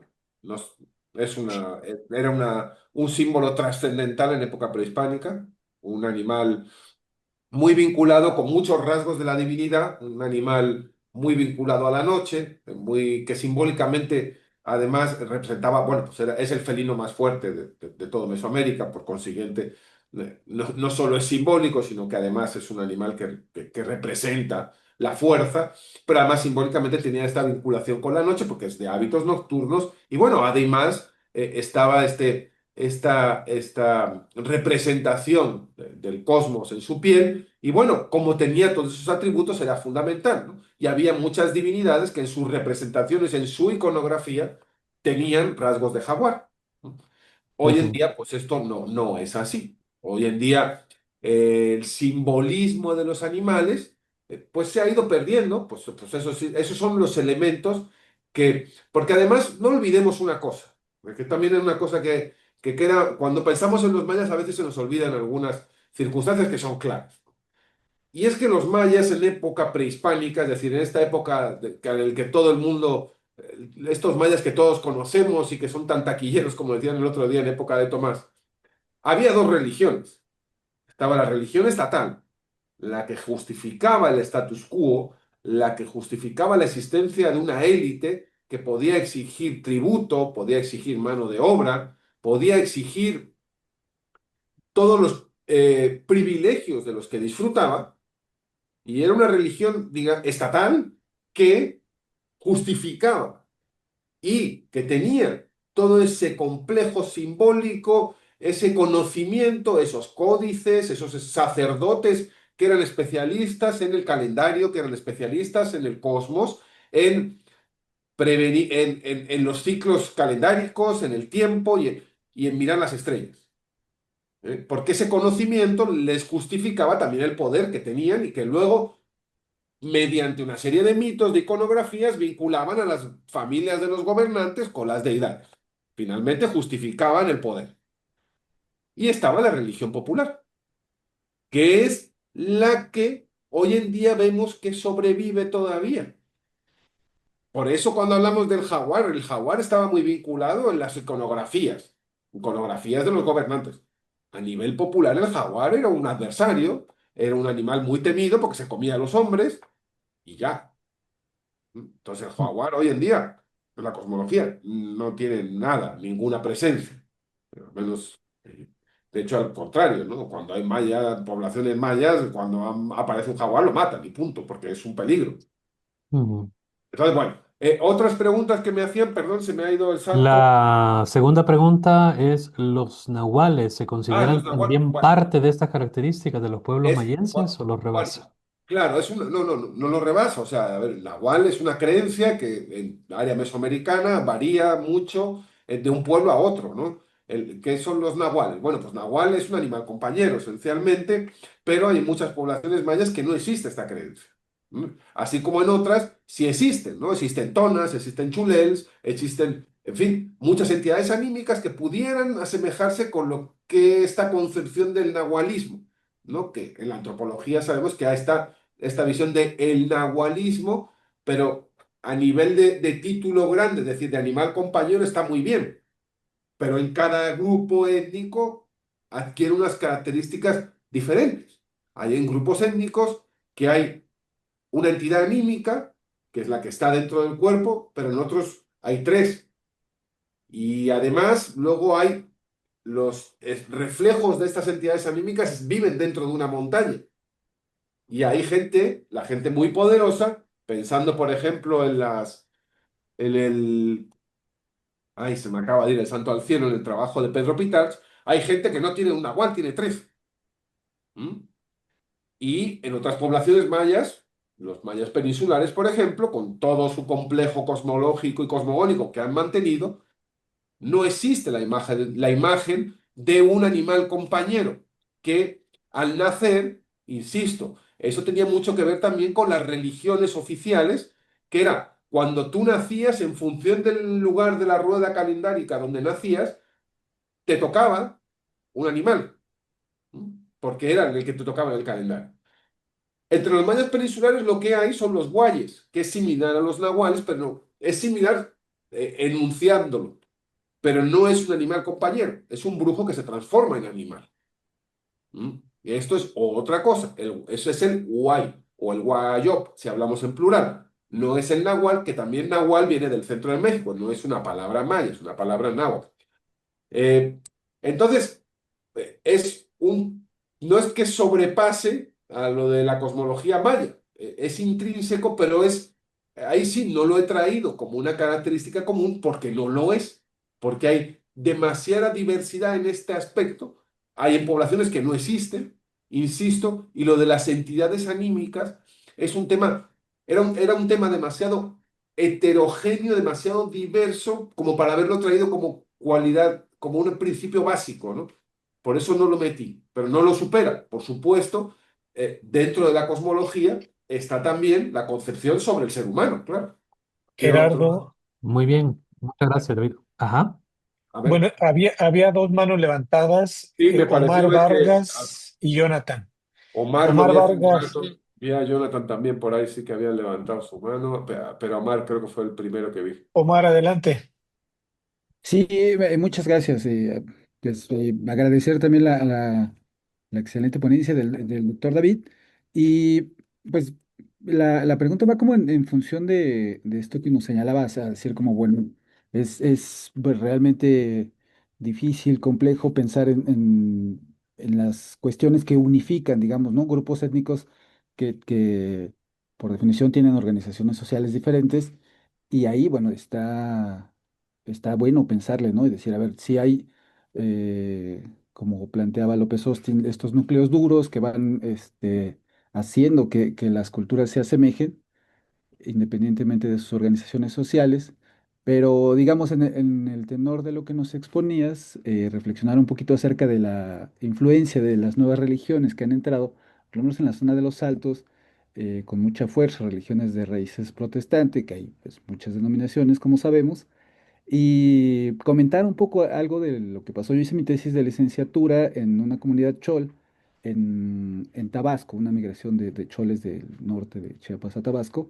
Y ahí en algún momento de su desarrollo, de su historia, hubo un cambio religioso muy fuerte. La mayoría de la comunidad donde yo estaba ya eran de religión protestante Y a mí me interesaba, porque también estudio antropología, ver cómo era que había cambiado este sistema religioso.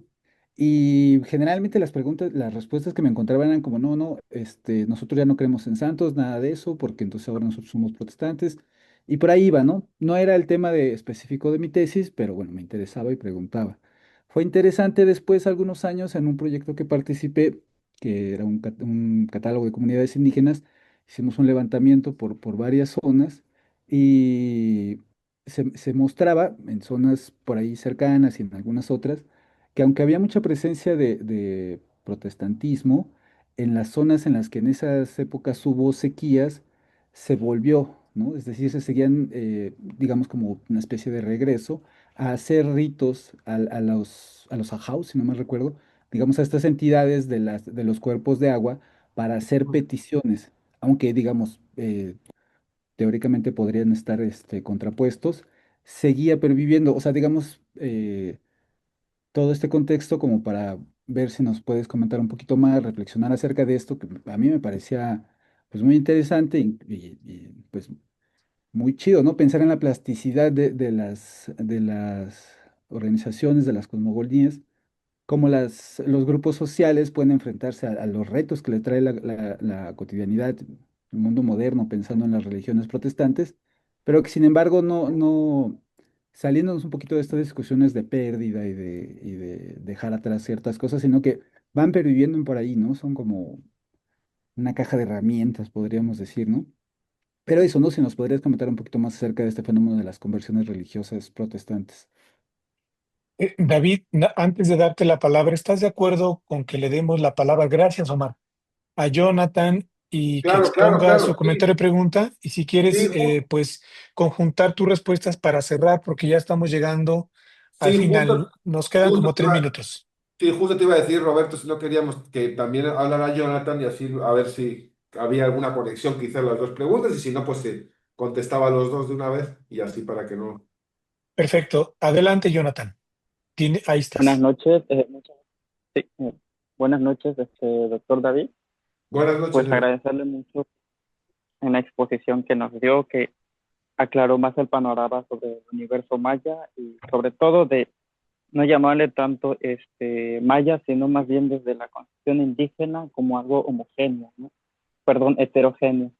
Sí, respecto a lo que quiero comentar, que lamentablemente no está la antropóloga Mónica Marín, pues ella y yo hicimos un trabajo etnográfico aquí en el municipio de Escuintla, Chiapas, sobre entender una devoción de Santo Domingo de Guzmán desde el día 9 del mes de agosto sobre la bendición en río, que esta responde a una concepción indígena que tuvimos que adentrarnos a los textos de Babeiro, Philip Descola y Milán, que pues ellos hablan sobre estas cosmovisiones, ¿no? Y de la reciprocidad que se da, pues ya usted ya comentó pues todo lo que respecto a esto, ¿no? No quiero entrar en detalle, sino más bien comentar cómo es que la bendición del río responde, ¿no? A un tinte religioso y tinte profano, según el párroco de dicha comunidad. Pues más que llamarle santo, es más bien esto que decía usted de cómo eh, este, este patrón del pueblo tiene una dualidad de ser benevolente y también puede ser castigador, ¿no? Muy alejado del judio-cristianismo, de Dios y Satanás. Entonces, lo que queríamos entender cómo es que la comunidad de Escuintla bendice a este río para que el río no salga de su cauce y destruya Escuintla. Respecto a esto, históricamente Escuintla pues, ha sido destruido por ciclones o catástrofes naturales, ya lo que se decía del universo maya sobre lluvias y todo esto, ¿no? Principio y destrucción, algo así similar. Y ya dialogando un poco sobre la bendición en río, nosotros vimos más bien esta devoción al santo desde una concepción o desde un concepto que se llama la ontología mesoamericana, para comprender pues la bendición en río. Y pues ya lo que te decía de que pues, los indígenas no veían tanto una frontera entre hombre y naturaleza, más bien lo relacionaban con hombres.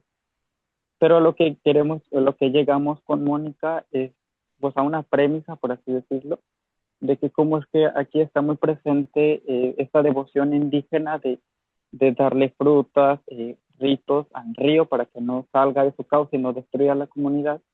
Primeramente, aquí en Escuintla pues no hay personas indígenas actualmente, ¿no? La mexicanización pues ha sido o fue violenta en algún momento de este proceso de neutralidad que habla pues el doctor Fenner pues en su libro, etcétera. Pues eso es lo que teníamos, de cómo es que aquí está presente esta devoción indígena sobre el santo, y aquí pues no hay gente indígena, sino más bien la Biblia. Eso es lo que quería comentar, no sé qué podría decirnos respecto a eso. Gracias, muchas gracias. Gracias, Jonathan. David, tienes la palabra y pues te pediríamos, está un poco difícil el giro, pero si puedes dar respuesta a las dos preguntas e intentar cerrar si fueras tan amable. Mm, Es que, sí, vamos a intentar. Yo, cuando hablamos de temas de religiosidad, finalmente la religiosidad y el mundo indígena iba a decir, pero fíjese, fijaos que no quiero circunscribirme al mundo indígena. La religiosidad popular, es decir, cuanto más alejada está la religión de una institución que dicta cómo ha de ser una religión, finalmente la religiosidad, lo vemos en América Latina, en América Central, donde están los compañeros ahora, están siguiéndonos,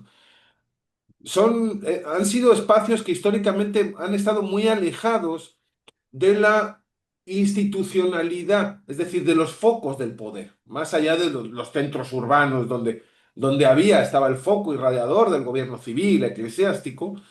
Entonces, la religiosidad cae en este campo donde, decía un profesor mío, Manuel Gutiérrez Estevez, donde nunca la iglesia cristiana, ni siquiera en la España, digamos, porque claro, ustedes pueden ver a España como el foco irradiador de una religión, pero pasaba un poquito lo mismo. O sea, también en España hay una religiosidad popular.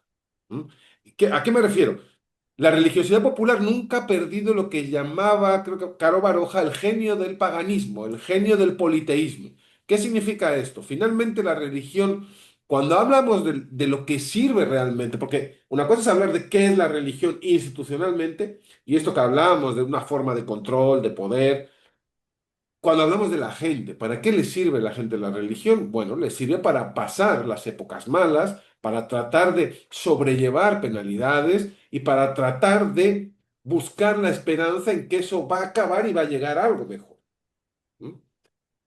Entonces, las religiones vistas por la gente siempre en este genio del paganismo, en este genio en esta creencia, bueno, en esta teoría que muchos antropólogos, bueno, que este profesor, gran antropólogo español decía, el paganismo, el politeísmo y el paganismo nunca fue arrancado realmente de las poblaciones mesoamericanas, porque tú, a no ser que lo hagas institucionalmente, como hizo el Imperio Romano con el cristianismo, que de la noche a la mañana declaró el cristianismo como religión oficial, cuando lo hizo Justiniano, cuando tú lo impones a un pueblo que es politeísta, un pueblo politeísta nunca le puedes decir, deja tus dioses y los eliminas y solo vas a tener un dios. No,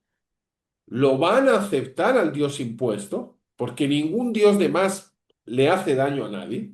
Es decir, a ver, si dicen que hace milagros, que cuida, que tal, pues que bienvenido sea. Es decir, como hacían de toda la vida, habían hecho los pueblos politeístas, ¿no? Cuando hay una conversión en las poblaciones indígenas que vimos que es un movimiento muy frecuente en determinadas áreas de esta región de Centroamérica y de México, en Campeche, hay una fuerte implantación de grupos evangélicos pentecostales, salvo en esta región del Camino Real, que es muy tradicional. Pero la gente cuando se hace esta conversión religiosa lo hace porque hay una necesidad de un cambio, una necesidad que obedece a motivos también económicos, sociales. Sabemos, por ejemplo, acabar con algún tipo de monopolio, de élite, y luego hay fuertes enfrentamientos, pero no porque unos crean en un Dios y otros crean en otro, no, lo hay porque la religión conlleva también intereses económicos y laborales, y bueno, ya sabemos, ¿no? Pero la creencia finalmente se adapta a la necesidad de la gente. No sé si me llego a explicar, ¿no? Y dentro de en la región mesoamericana existe esa plasticidad por doble vía. Uno, por las religiosidades indígenas originarias, que eran tremendamente plásticas, como buenas religiones politeístas, y luego además, porque no nos olvidemos, la religión que trajeron los evangélicos, los evangelizadores españoles, de ese primer siglo, eso lo va a contar la doctora Carmen León, traía unas trazas muy fuertes de religión popular también ibérica. ¿Eh? Esa presencia de los santos tan fuerte, que acuérdense que Lutero fue uno de los motivos por los que se salió de la Iglesia Católica, porque decía, pero bueno, es que los españoles adoran más a las figuras que al mismo Dios.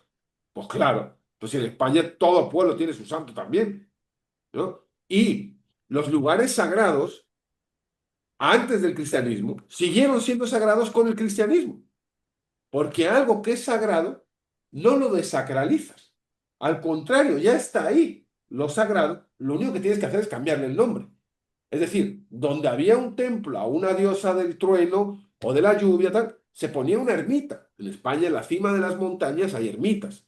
En los lagos de difícil acceso o en los bosques muy cerrados, hay ermitas, porque son santos o son vírgenes, ¿no? Lo mismo pasó aquí y pasa aquí, ¿no? O sea, se sigue rezando al Espíritu Santo en los lagos, pero bueno, en el fondo lo que se está regando rezando también es a la fuerza, a la potencia que vive en el agua. En fin, como ven, es un tema complejo. No les quiero entretener más. Podríamos estar hablando aquí, como les digo, un semestre entero solamente de cosmología y religiosidad mesoamericana. Entonces, bueno, creo que hay que dejarlo aquí por respeto también al horario, Roberto. Sí, Gerardo, no sé cómo lo ven, que creo que sí, hemos... sí, David, Totalmente. muchísimas gracias. Yo creo que has dado igual muchos elementos que recuperaremos en las próximas sesiones con las demás y los demás ponentes. Y bueno, ojalá podamos contar, sabemos que eres una persona muy ocupada, pero ojalá podamos contar contigo en alguna de las siguientes sesiones, porque creo que sería muy interesante justamente ir complementando entre esta visión, esta lectura de los pueblos contemporáneos con, digamos, los aspectos históricos que se cuajaron ahí, sobre todo en el periodo colonial. Sí, de hecho Entonces, voy a estar ahí con las sesiones de la doctora Carmen León, que precisamente va sobre Ah, el perfecto. periodo colonial. Ahí voy a estar aquí con ustedes conectado. Entonces, bueno, nos vemos el martes. el Próximo próximo martes. martes, pues agradecerles mucho a todas, todos, pasen buena noche y hasta el próximo martes. Muchísimas gracias, David. No, pues muchísimas gracias a ustedes, gracias por estar aquí y bueno, pues un placer de verdad la invitación. Muchísimas gracias a los directores, coordinadores del diplomado y bueno, nos vemos el martes entonces. Que estén muy, muy bien y que pasen un excelente fin de semana ya casi. Gracias, Listo. David. Un abrazo. Buenas noches. Gracias, que tengan buena noche. Buenas noches a todos y a todas también.